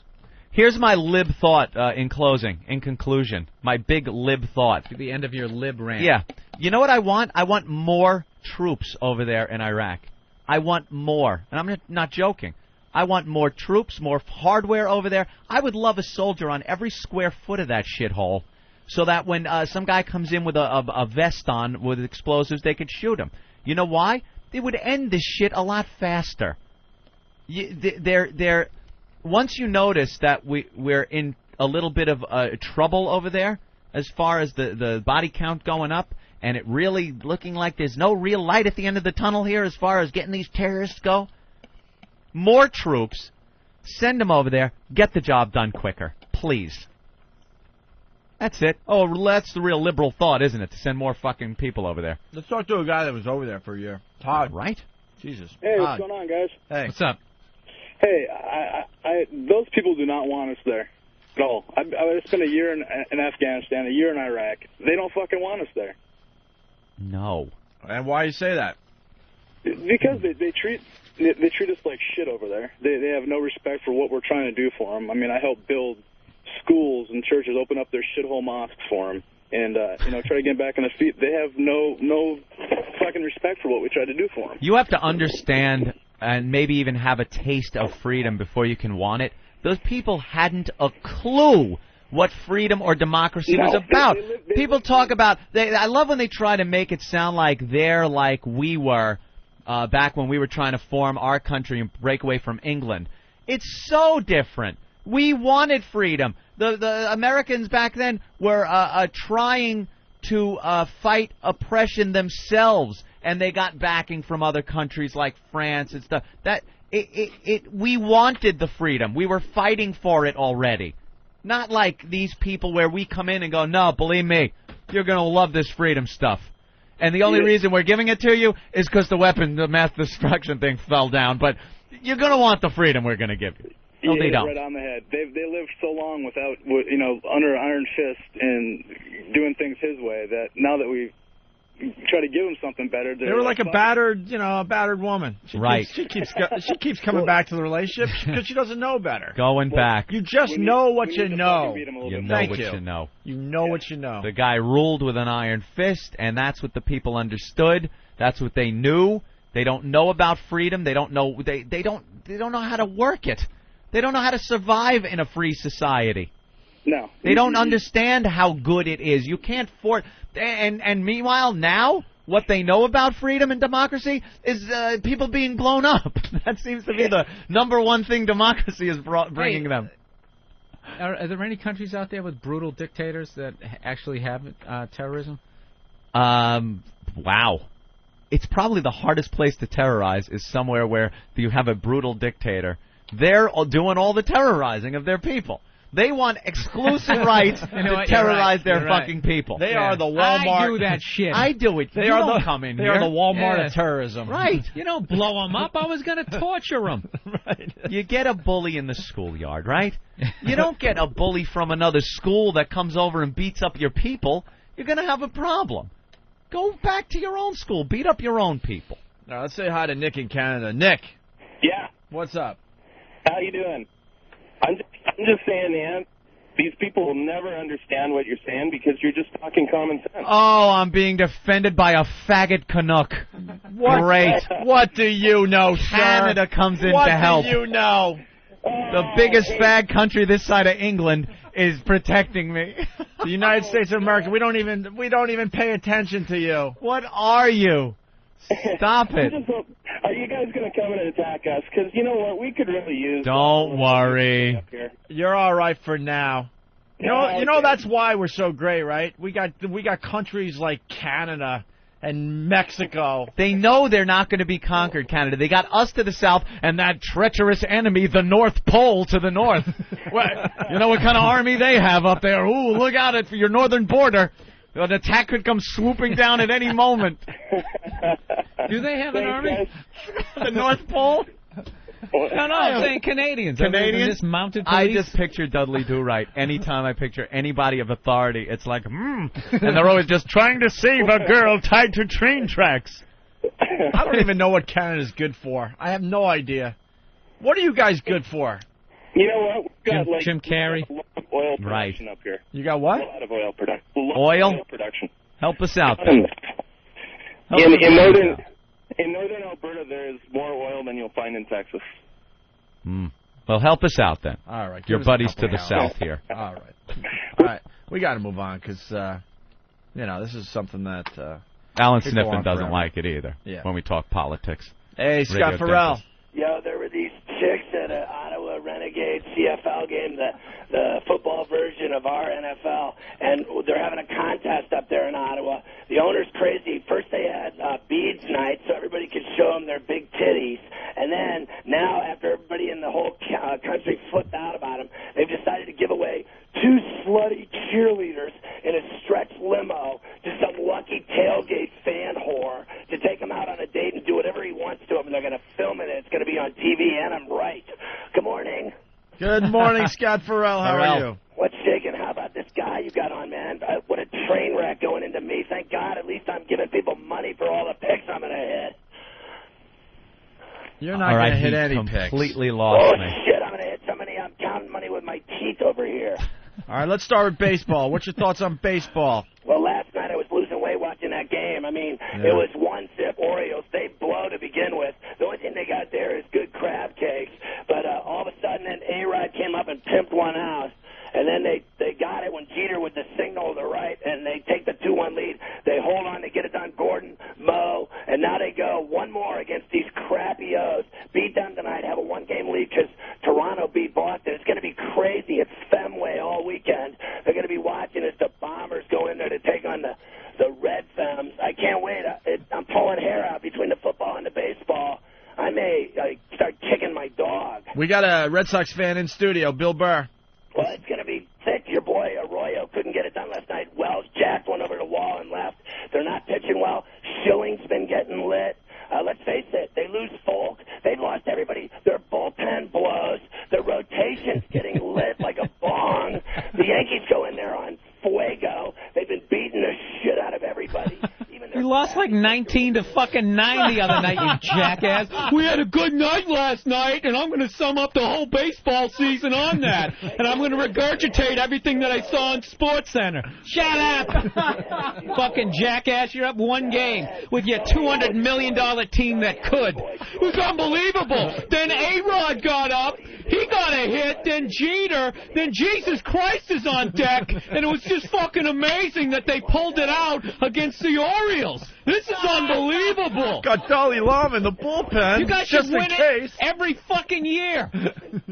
Holy shit. When you go out at night, like, and have martinis or whatever, do you, like, talk about that politics shit to people? They must fucking hate you, dude. You were just painful. You're just mad because I got you with some good points. You got nothing. You're filibustering. Shut your face. Go get a fucking cough drop, jackass. Eat another hot dog and have a heart attack. Whatever, you homo. You get no trim because you talk about that shit. What does that have to do about getting pussy? As you sit there fucking eating your soggy cornflakes, watching fucking SportsCenter. You're so funny, dude. What are you talking about, Kabul and Afghanistan and Iraq? That was Anthony. Why don't you pay attention, you fucking drug whore? I love you. Come down off the crystal meth. I love when you Shut get your face. I love when you get a Red Sox fan and a Yankee fan. Oh, my God. Hardcore. Here we go. What's next? Jesus Christ, you bore me. Listening to you rant rave. You should be hanging out with my grandpa. They're all a bunch of right-wing fags like you. Right wing? Now yeah, he doesn't even make any sense. It was me. He's stammering. And it was me, and now I'm right wing. I think they'll cover this week. All right, we're going to see what happens. What, we got 4 games left? They're taking on Ball State, the team that had 13 of their players arrested for, like, on-campus assault and burglary and battery. They haven't scored a touchdown in 3 weeks. You know, you can't defend that. Who threw out the first ball at Fenway last night? A Wookiee. A Wookiee. They had Chewbacca. That was a little rough, Bill. You got to admit. Throwing out horrible. the first pitch. And you know what? He is absolutely. We have no pitcher, man. We are in trouble. Just kept him on the mound. It's really not the same team as it was last year. Boston was great last year, and Big Poppy's great. They're so down, but they haven't been getting pitching lately. That's been their biggest headache. They're eating Tums and Maalox. They drink it instead. Why would you eat Tums if you had a headache? Schilling got lit up the other This night. guy, he's just going. Listen, Bill. Hold on, Pharrell. Hold on. I want to see Bill defend that Chewbacca threw out the first pitch at the Red Sox game last night. I can't. It's fucking horrendous. And what does it say? What does the headline say? It's awful. It says, "Now hear this." Oh. Hold on. Yeah, but you know what? Nothing's worse than that bald dude with the big ears that sings "God Bless America." He does that verse that no one gives a fuck about. Yeah. Like 20 minutes before, it's like, dude, get to the hook. You're singing a hit. How about Wrigley? It's so depressing. They got Jeff Gordon, calls it Wrigley Stadium, and they got everybody every night. I don't know who's next. Are they going to let me sing the anthem? Christ, they do the 7th inning stretch in Wrigley now, and they'll have anyone on. I mean, it doesn't matter. You could have murdered somebody, and they'll let you sing in the 7th in Chicago. All right. right, here we go. So Chewbacca throws out the first pitch, and the headline is, now hair this. Hair this. No, that's not Johnny Damon. Oh, I get it. Because the hair. Dude, you know what would have happened to that dude if they ever tried to do that in Philly? Oh, my God, batteries to Philadelphia the is head. the greatest. The greatest sports city. No, their I'm fans. starting to think. Their fans, they make Boston fans look. They're civilized. Yeah, they threw snowballs at Santa Claus. Anytime they try to do some sort of musical interlude during halftime, you get fucking booed. You see when they booed Destiny's Child at the fucking NBA Finals? They were singing like Bootylicious, and the Sixers are down 12 points, and the whole crowd's like, what the fuck is this? And they're like, da-da-da-da, Bootylicious, and they're like, and everybody's like, boo! It was awesome. It's fucking awesome. They would rape the Virgin Mary. Yeah, they're They're brutal. evil. They had a prison at the old, stadium that the Eagles used to play in. The vet. They used to have the prison underneath the stadium. You go to the game. If you're too hammered, like Pharrell at a game, they throw you in. You spend the night underneath the stadium in a holding cell. What could be worse? Holy shit! You're losing your voice, buddy. I never lose my voice. So what happened on Adam Carolla the other night? We haven't gotten to the bottom of that story yet. I have no idea. Oh, wait, this isn't Steve-O. It's Scott Pharrell. Yeah, same voice. I haven't seen that dude in 5 years, 6 years since I lived out there. Hey, I know he fired Eatman. Dude, here's the deal. What do you think? What do you think of the Jets? How do you like that for breakfast? What do you think of the Jets? I think the Jets blow, but they hired Vinny. The fact of the matter is, Bollinger's dead meat in Baltimore this week. I can't see him doing anything. He's never thrown a pass in a regular season game. Even Vinny can't get the book down that quick. They're going to have their problems against the Ravens defense there for sure in Baltimore. And bettors are all over it in Vegas. They're running to the window. I swear to God, they'll even date fat chicks. And they're taking the over 31. A lot of people think that just because Bollinger's in, they're not going to score at all. I still think the Ravens are going to score 31. Guy makes me want to bet. I know. I want to bet on that Jet game. Are you? Listen, What is the line on that one? the easiest game last week was the Charger game with Eli going in there. Eli was tough under pressure. There's no doubt when he went out to Southern California where they hate him because he blew off playing there. But he played clutch. The rest of the Giants didn't get it done. But the Chargers were a great hit coming out of the gates last week, playing at home. And Hey, what's the line on the Jets game? the line in the Jets game this week is I think it's 6.5. Well, the spread's 7 now. It's moved. The Jets are getting 7. Everybody's jumping on Baltimore because the kid Bollinger's going to play. If Vinny came in, honestly, his legs are as weak as mine. They called him up. He was taking his kids to breakfast to school. He was in the SUV when they called him to get the kids. It's so true. The best he could say during the press conference is that he's been throwing the ball twice a week. And Bill brought up a great point. It was probably a Nerf ball in the backyard with his son. He got $1 million to play, and I'll bet this. The He's first playing thing I heard horseshoes. when he signed was my mother-in-law saying she still wanted to do him. Man. All the old ladies love Vinny in New York. They love him. He could throw 5 interceptions. They'd still have him over for dinner. Any other games you like this week? Yeah, there's a bunch of them. I finally think the Saints are going to cover at home. They're going to win their first game. They're playing. Wait, where's home, though, for them now? Buffalo sucks at home and on the road. Forget about them. I like Jacksonville at home. They play great defense. I like the under in that game against Denver. Jake Plummer looks like he does like mushrooms and smokes kind buds, but with that beard of his, bro, take a shave. You look like shit. Tampa Bay at home with Detroit. That's going to be wild. Buccaneers, if they can stay unbeaten, that'll be crazy. I really like Cincinnati against Houston. Houston doesn't win on the road. Indy will win on the road. They'll win in Nashville. I like Philly to do well in Kansas City. I'll take New England at home again. They just don't lose. They beat the Steelers. They're going to beat San Diego. Seattle, Washington. Yeah, respect. I'm going Skins at home. Seattle's too big of a trip. It's going to be a great game, though. I like the under 36.5 in that one. I like the Rams and the number in Big Blue Country against the Giants, G-Men, and the Meadowlands. Over the 46. That thing will be a crazy game. Go over to 46. You let him go, he's going to start talking about ping pong. I like Dooku Kim versus China Wang. Minnesota, Atlanta. I like the Falcons always at home. And Minnesota coming This battle's been on fuego. Mexican house, San Fran and Arizona there. I like Arizona to win. And You know, his voice is so loud in his head. Yeah. All right, Scott. Wow. Very impressive, obviously, but I got to ask you the question. Are you up or down with your gambling? Dude, I'm up heavy. Everybody knows. Check out my college action, the show I do on Fox and XM 142 on Saturdays for 3 hours. All we do is spreads and totals, and people get horny listening to it. We do every game. If there's 30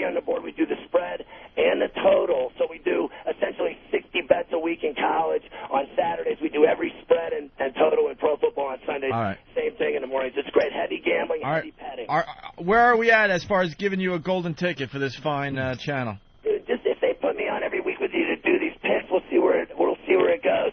I told you they're too soft. I know they take all my action though, and I know Straley's afraid of the Yankees coming into Fenway, and I don't even think Elo's ever been to a baseball game. I think he was at the All-Star game this year, getting really hammered. All my buddies went to the Oriole game the other night, that 17-9 shellacking. Yeah. Sheffield hit like 8 home runs in the game. Yankees win tonight. They go into Boston with a 1-game lead. 3 games. I'm going to be chewing my nails all weekend. I'll talk to you freaks next week. It's going to be brutal. All right, we'll talk hockey next time, all right? Kick ass, elbows up. All right, Scott Farrell, everyone. This weekend is going to be so brutal. You know what it is about? I got no fucking clue which way it's. Yeah, because I think Yankees pitching staff isn't exactly. But they got Manny. But our relief pitcher Keith Folk is done for the year. We're fucked. Dude. So it's gonna. I think it's gonna be like a. Dude, the whole thing's fixed. It's all rigged. It comes You down to think so? this. Come on. Dude, why are you fucking telling me there's no Santa Claus? I'm getting all worked up. Wow, are you a Sox fan? I just love how he came alive and ripped into Well, because Pharrell. that's the reality of it. Oh, I The know. Hardcore fans absolutely hate each other. Oh. No, but you know what? I don't hate that guy. Not But it's hate just him like, personally, yeah, but you hate what he stands for. You You just- know. You just. I understand. You don't- $1 million team I don't. that could. That was He's a from great, New York. He likes fucking the God Yankees. I respect damn, is that, that but I mean, funny. I'm not going to listen to him trash the Red Sox. Dude, that was a Yeah. great In the rant. same way, vice versa. Great rant. And Jesus is on deck. Oh, that is so goddamn That was a funny. great rant. Because A-Rod and Jeter. Right. Yeah, that's why in the post they were like, "Yeah, the Red Sox fucked up, not putting away the Yankees." How you gonna put them away? All those fucking guys they got, and they're playing the Royals and the fucking Tigers. You got some 8-year-old with a cold batting third. You're gonna rack up the wins. I mean, you're gonna be in there. They're on fuego. That was the best line. Fuego. On fuego. Love that. All right. Very good. That guy's hilarious, though, man. When he gets going, he doesn't even. Oh my God! I don't know. He what got he's such a headache. They're eating Tums. All I guess maybe that is such a fucking headache. You're using the wrong shit. I hear is like states and stuff. You got California, the Sunshine State. They got great wine there. The beaches are fantastic. He doesn't mention sports anymore. He like lost me. It's not even sports related anymore. The moon, I love it. They play. We landed there in '69. He's like, what? The moon? Is there like sports on the Division III teams? Emerson College is playing. Take Emerson and the points. What? PS 142, their wrestling team is headed over to PS 88. I really think they got a great wrestling squad this year. Their coach was like a homo. It's in the bag. But the team on fuego.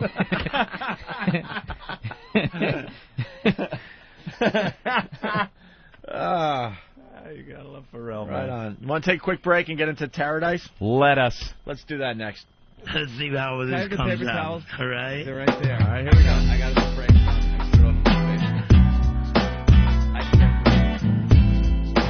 This is nice. This is a story about a man. And he always was so lonely at night. But his voice was rowdy. You could hear it all through this train station. And I'm going to sing this one. This is about Tippy Toe Tommy. Let's go while we're young. It's late at night. And I have nowhere to go.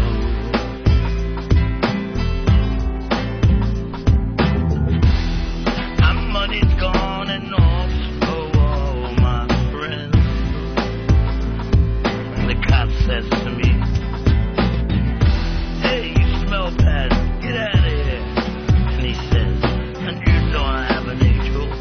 And he said, "That ain't you. Shelter me from the falling rain. You have homes. This is my life. I'm living with so much pain.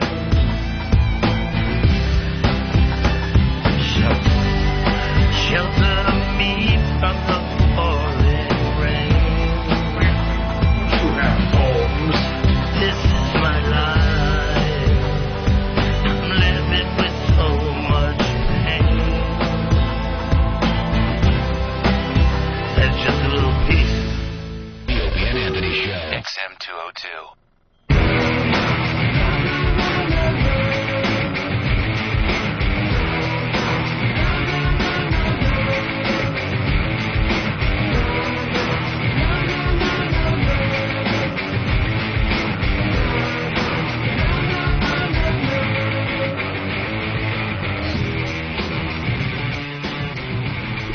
they call me the instigator. You're right, Bill.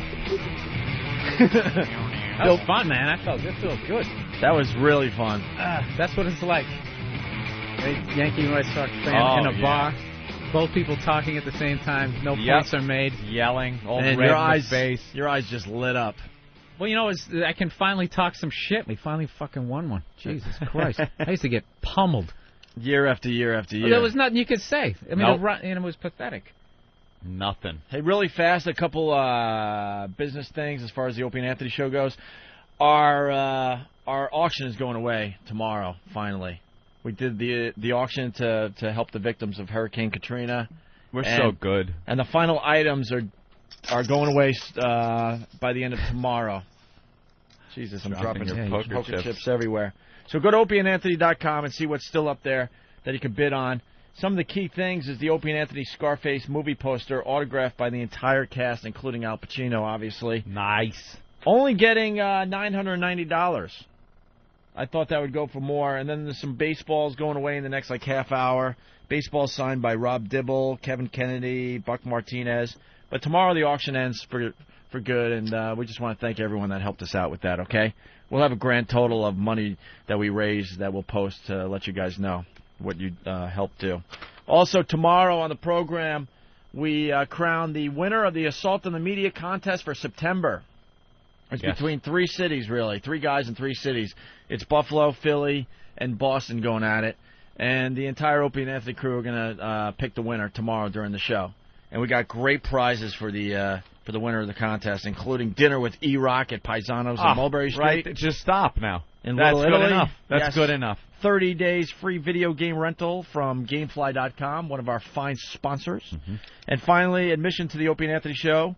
Where you just come in and check out the show for a day. Dude, what's the conversation going to be like, that dinner conversation? With Hawk and it's a great question. A listener. He's got to go through with it, by the way. I can't imagine. I don't want cameras and a microphone, because then they'll be put on. I would just love to hear the natural conversation that would take place. Because I know Hawk is not very talkative if he's just sitting somewhere eating. There he is. E-Rock. Hey, E-Rock. How are you? E-Rock, you're one of the prizes here. Yes. You're one of the prizes. You've met a lot of our listeners. And you'll be going to dinner with one of these guys. And what do you like? Do you have a game plan? A conversation I have no idea. starters? It is optional, so they don't have to go with me if they don't want to. Who's not going to want to? It's not optional anymore. You're E-Rock. Oh, by the way, really fast, too, a portable MiFi you also get for winning the contest for the month You're just of going to be so dude, what's it like? The show hanging. What's it like, man? Fucking talk or nothing? That's all you got? That's what they're going to do. I don't know what they're gonna, That's what they're going to ask you. I have no idea what kind of what's conversation like we would Opie have. like and shit? Pretty much how he is on the air. Yeah. They're not lying. They are who they are. They're not not faking anything. They're not faking anything. Suck my cock? So you're telling everyone that horrendous. There's definitely be no dessert. No. Want to look at the dessert menu? No, I'm fucking out of basically here. telling everyone that I'm an asshole 24 hours a day. Is that what he does? Not. You just said it. It's like he is on the air. He throws things at people. He instigates. I heard a hint of that. Everyone else is nodding, right? He's pretty much Yeah. saying I'm an asshole 24 hours a day. Yeah. Even Mars Saying- is agreeing. Wow. No. I'm not saying you're an asshole, not in the least. What time you get in the morning? Can this possibly be an exaggeration of my personality? I ask you that question today. It E-Rock. is. It is. Hmm. He's nicer than a lot of people think he is. You get paid a lot? This is going to be okay. Why are you still wearing your sick glasses, by the way? Because my I love people that have to wear the sick glasses. Sick glasses? Yeah. The hell is that? Are you wearing sick glasses? Yeah. What are sick glasses? Never heard of that. You got to start getting out of your house more, Ant. People get sick and they do weird things. They start wearing their sick glasses. But I don't Because understand. they're so sick they can't deal with the contact thing and stuff like that, so they have a pair of glasses that they wear when they're sick. See, I've never worn glasses. I don't know that. Did you ever have sick glasses? Yeah, before I got the laser eye surgery. Yeah. Sure. How scary was that? It was really scary. Really at the time. scary. Really Don't scary. you get a 1% chance that you're... Nah, I Gonna mean, be standing in front of the Port Authority with a tin cup.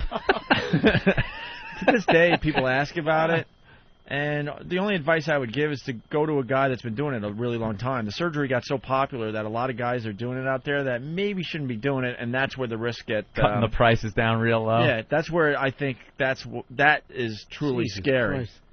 Christ. Can you operate on my eye? Oh yeah. I can do that. Dude, everyone's I an got it. opportunist out there. You know, this thing exploded. Everyone's getting the laser eye surgery. So you had a bunch of experts that were doing it, and there were a bunch of other people, fringe players, like, fuck that. I heard, like, you could go down to Florida or one of these places and just take a quick course, and a week or 2 weeks later, you're actually performing the damn surgery if you got the equipment. You buy the equipment on loan, you know? Yeah. Discount eye surgery.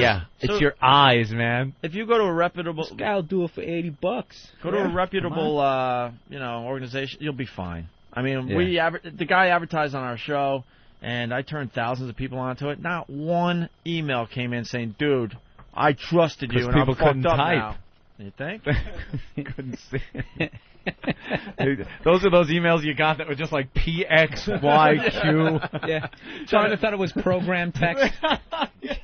Trying really hard to remember where the letter R was. Wait, it's somewhere over here. Clank. Oh, It's like, why do I keep getting this gibberish email? That's hilarious. Just move your fingers over, like just one key inside "fuck you, Opie," and you'll decode it. It'll be the exact. You made me blind, motherfucker.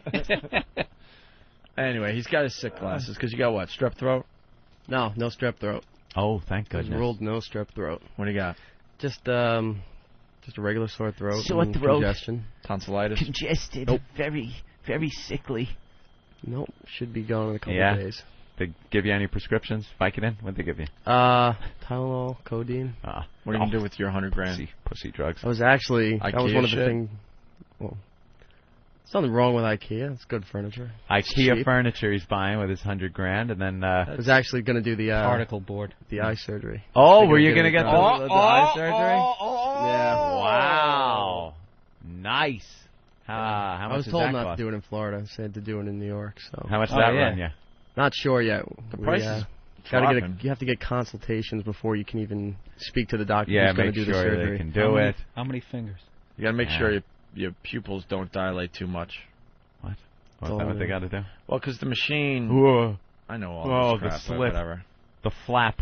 Well, the machine, the older machines, weren't, capable of doing the whole surface if you had your pupils getting really wide. Yeah. You know what I mean? Yeah. And that's where you would have the problem, because you would have your old pupils basically on the edge, and then the brand new, shaved down or whatever they do. Pupils. Right. Oh, yeah. And that's why you would get the stars and stuff.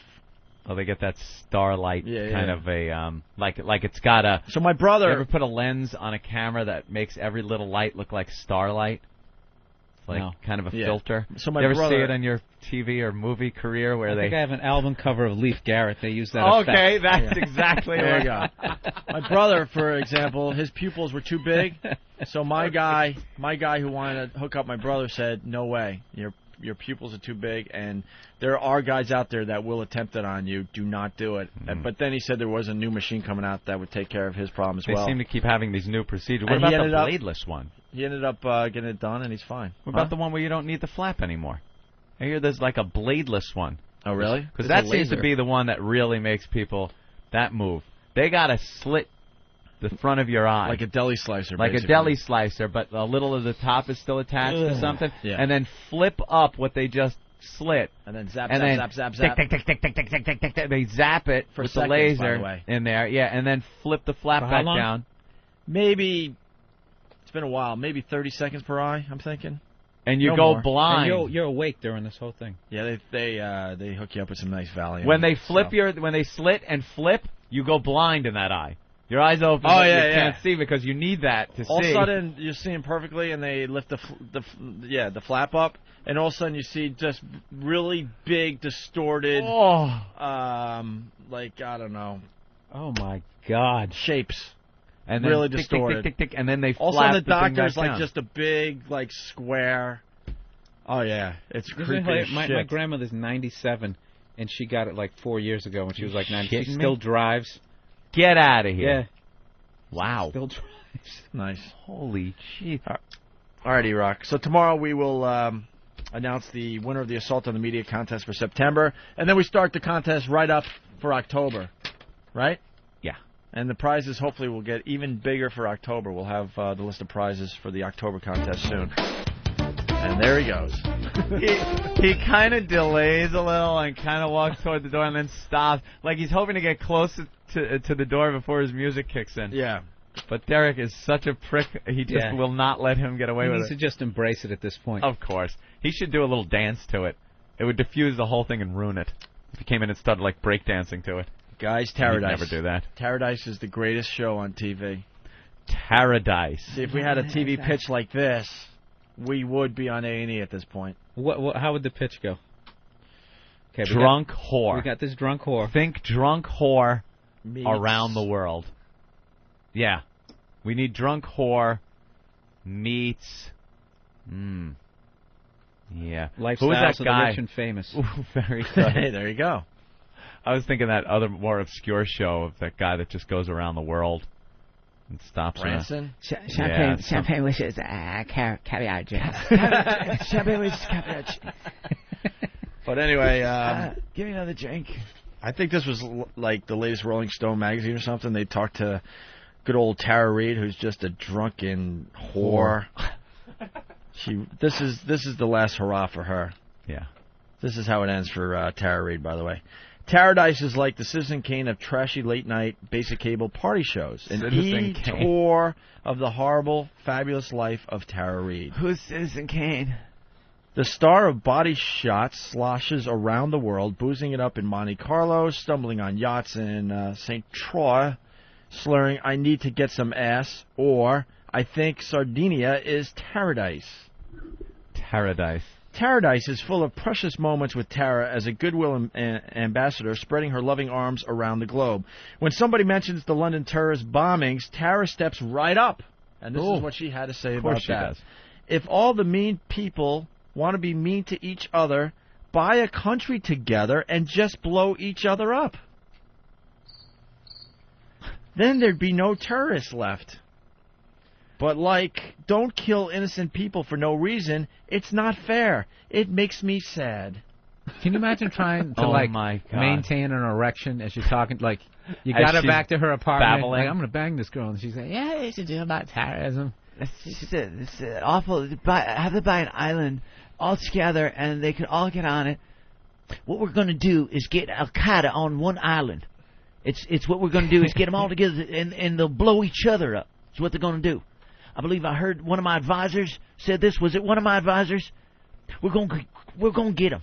We're going to put them on an island and blow it, and then all the evil will be gone in the world. Where did I hear that? It was either advisor or Taradise. Which one was it? I can't recall.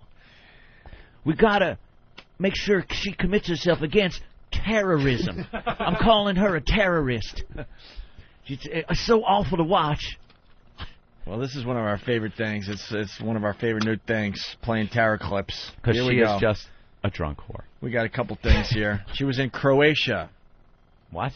Croatia. Oh, my God, you Paradise guys. made it to Croatia. You guys.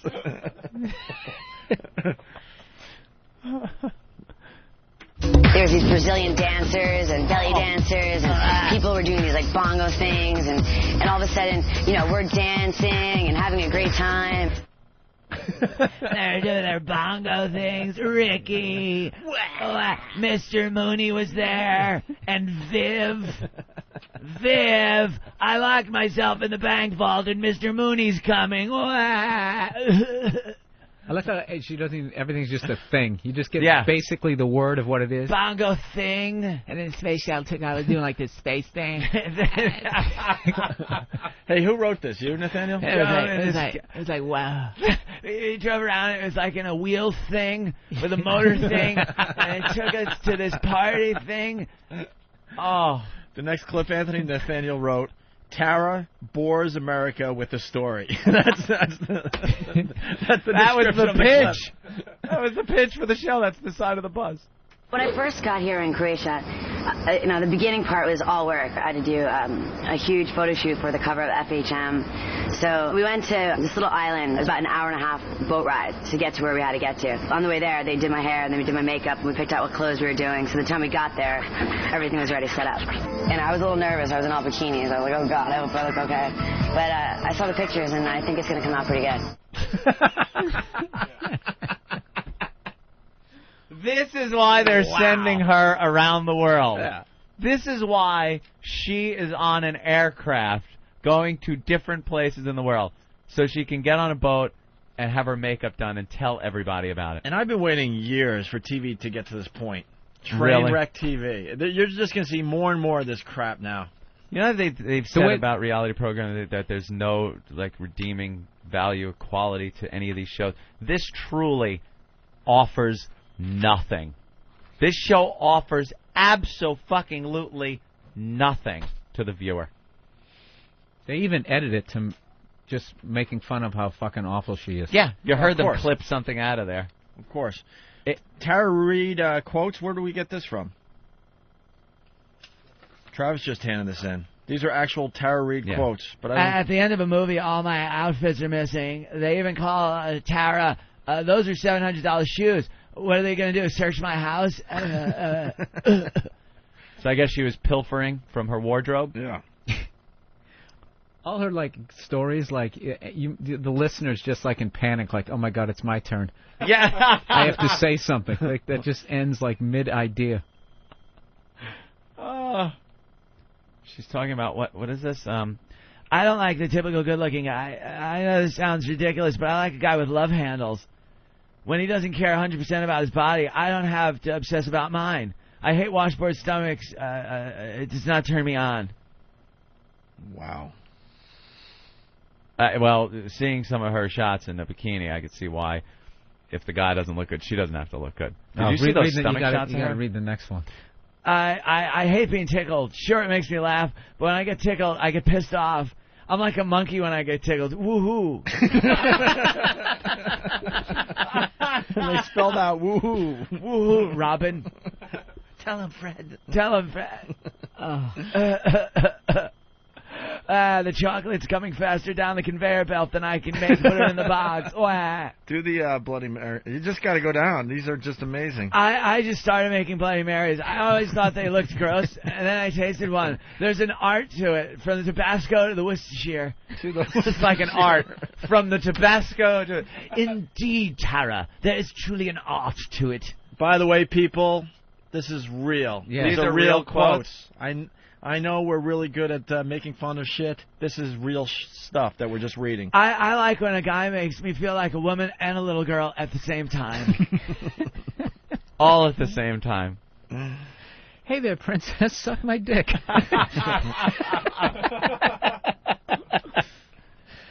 I'm not perfect. I do drink. I do smoke. Carson Daly can't go out and get messed up. He can't smoke in front of kids. He's the face of MTV. He's got to be good. But me, I can. You know, Carson was smoking in front of children. You know, Carson Daly was obviously onto something. Yeah. Because a lot of people are like, why are you dumping this piece of ass? Because there was a time she was pretty hot. She was a catch. I guess he saw the signs early. Does she just go down to Chuck E. Cheese and start smoking? Get out of the fucking ball pit, you little cocksuckers. Try this. It's Cattle Non-Filter. Do the last one about slasher movies. Slasher movies are fun. You watch yourself get chopped to pieces, yet you're still alive. You see blood on the axe and think, holy shit, this is sick. But you kind of get over your fear of death. Your fear of fake death. She gets over her fear of fake death. What a boob. What a complete boob this girl is. All right, here's more from Paradise. Tara saying cheers in multiple languages. So we get to Hvar Island, and we went to this little village called Stary Grad, and it was absolutely beautiful. It was like a hidden treasure. Givrele. Chin chin. Givrele. Chin chin. It was good. Every language we've been to so far. Okay, so, well, I don't know Greek and... Cheers, slanche, how do you say it in Italian? Chin chin, chin chin. Chin chin? Chin chin and chin chin. That's not Greek. That's English. Chin chin, isn't that a Chinese restaurant? Let's just do it in English. Chin chin. Chin chin. Chin chin. Chin chin.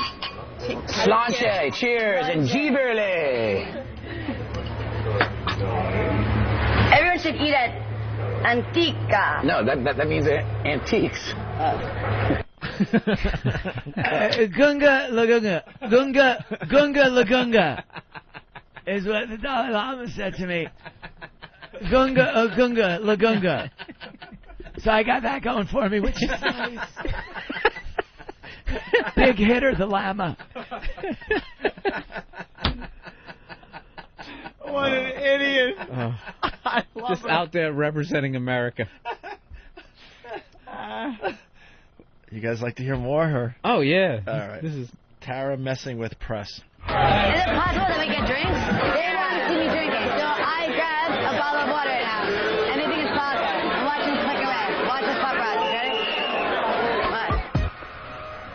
And we finally clear everyone out, and we're dancing on the tables, and everyone's going crazy when we dance on the tables, and they start dancing on the tables. Someone on the table? What happened? Something about a table. Something a table. How annoyed would you be? You were next to a table. You're You're sitting at a table. You're just trying to have some fun, and here's some drunk whore Tara Reid dancing on your fucking table. But we're watching. You'd have to throw something at her head. Love the train wreck shit. Love it. Dancing on the table.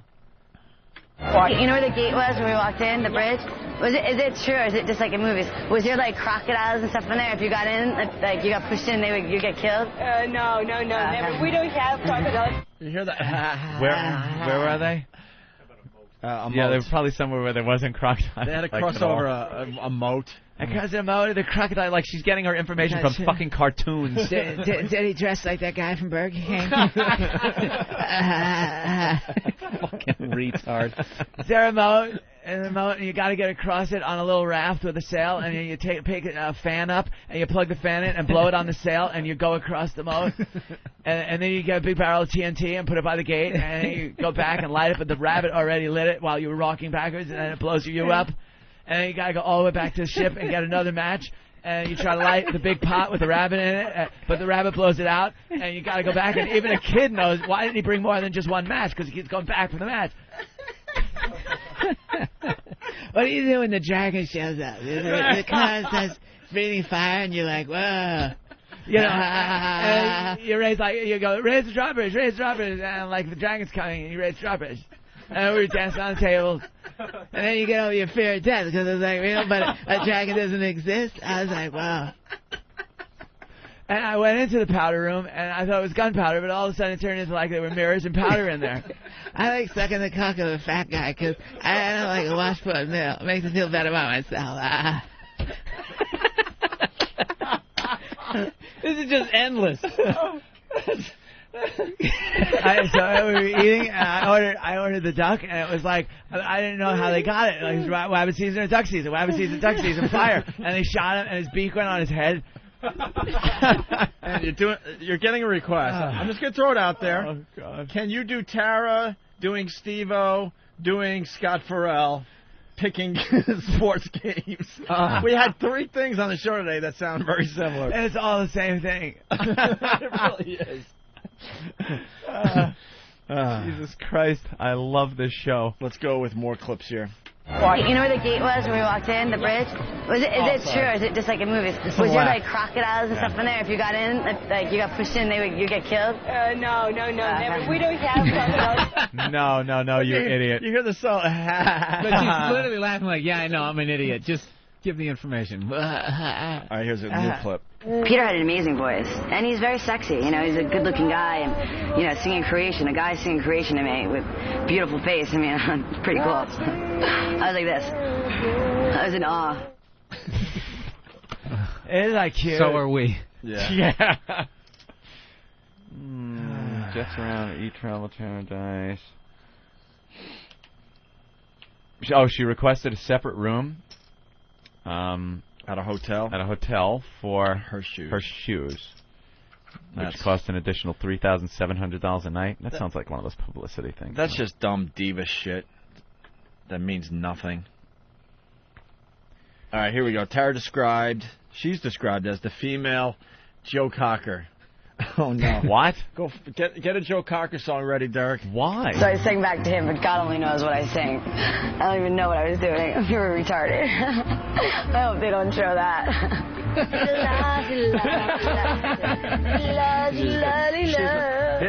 Sing on Dalmatian. Okay. I can't sing anymore. My voice is broken. No, it's broken. Like I told her, she sounds like a female Joe Cocker. Joe Cocker. I get by with a little help from my friends. I'm feeling all right. Oh my God, you guys, I'm singing. Where's my shoe?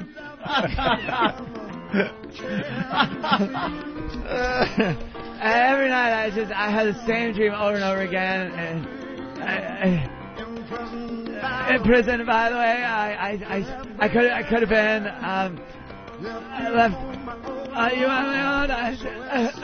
So it seems. Get to the hook, guys. There's too many words. So why do songs have to be so wordy? All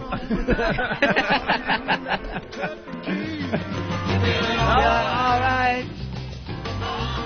But everyone around me feels like shit. She does have a kind of a Joe Cocker tone to her voice. You guys want more? Now we got. What would you do if I sang out of tune, you guys?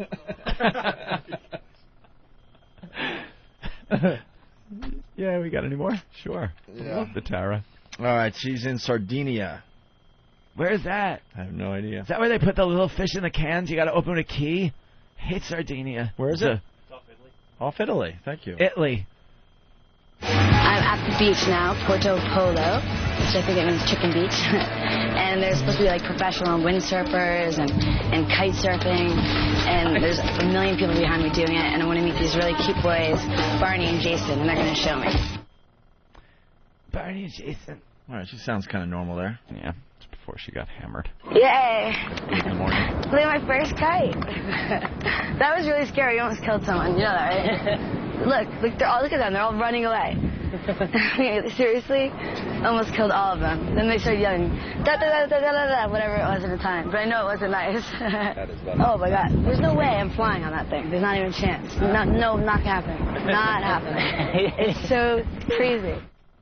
That's the thing. I think Bill pointed this out, is that they show her all these cool activities, and then she refuses to do them. She won't do any of them. So now all they're left is we're just going to make fun of how fucking stupid you are, because that's all we have in the footage. He makes a good point, because the next clip is Tara practicing windsurfing on beach, refuses to try it on water. She doesn't do anything. How could you... The running of the bulls. I'm going to be doing that in like 20 minutes. Oh my God, you guys, this is crazy. and then they cut to her. She's like, oh my God, there's like no way I'm doing that. And then you just cut to her in a bar, drunk. Everybody's dancing. I was dancing. People were running. It was insanely crazy. Like I wasn't going to do it. She doesn't do any of the things. I'm much too drunk. Yeah, she literally goes. The whole purpose of going to is to get involved in the do activities. these things. Yeah, go to China, Great Wall of China. I'm not going up all the steps. I don't want to. I'm tired. I'm going back to the hotel. Well, here she is practicing windsurfing on the beach and not in the water. I did windsurfing on the sand, and I still couldn't do it. I was like, wriggling, jiggling, like trying to just stand, and all of a sudden it was like, it was crazy. It was so much fun, though. I fell in the sand like 20 times. I decided that you're going to do it, and I'm going to watch you. Come on. No, I'm going to watch you. That's why we're doing it. This is a joke, right? No, it's true. Can you imagine being that director when she tells the story? I couldn't do it, and I fell down like 20 times. It's crazy. And then you got to be like, and cut. You think we got that? When do you know when to yell cut? Yeah, and you just like, is there anything? Do we got anything? Can we use anything? Anything? I fell like 20 times. She was talking about being on the sand with the sailboard. So all you have to do is stand, really. Just it's called standing. At that point, you're not windsurfing. You're standing on the beach. I fell down like 20 times, you guys. We're running out of show. Let's get a couple more clips in before we get out of here for the day. So then me and Constantine, we go out to Billionaire, and we made such a scene walking in there. Everyone's like taking our pictures, the paparazzi, is this, that. Then they put us in this VIP room. So before you know it, I'm sitting in Constantine's lap, and we're sitting in a chair like a throne. We looked like retards. But it was hysterical. Like, I didn't even care. I was just staring at him. It was so hot. No, you are retards. And again, and cut. Is there anything we can use there? Visiting Roberto Cavalese. Who is that? Some fashion guy. Oh, some fashion guy. His boat. Oh my God! You don't know which color it looks. Oh my God! It's purple, blue, green. Look at pink, purple, red now. Oh my God! It's gold! It's gold, Dad. Look at it. Yellow, orange. Wow. Was she describing a bowl of tricks? Wow, look at it. It's blue, it's orange, it's turning this one's turning the milk brown. It's like Cocoa Puffs, but what is she talking about? Wow, it's gold. What was that? She was going on the boat, I guess. But what was she? The colors of the boat? A Ferris wheel? What got her attention? It's the boat is designed so that it looks different colors from different angles. Oh, it's got one of those paint schemes that like prism like paint. Oh All right, boy, is she a put her in fucking a reality show. Her, Tara Reid, and Stalker Patty. It'll be like, how do you pitch that? It's like Cagney and Lacey meet the Jerry Lewis telethon. Oh, look at it. It's changing colors. What a dope. That's what she got out of a boat ride. I guess we'll end there. Pretty colors. Huh? That's wonderful. That's a good one? Was there one more? Well, we'll save it for the next time we go down this road. We love the Taradise. We'll visit with Tara and Taradise another time on the Opie and Anthony program, but we're done for today, man. Yeah. What do we have to promote? Nothing, right? BillBurr.com, yes. Sacramento next week. Yeah, on MySpace. Go to BillBurr.com for all sorts of info.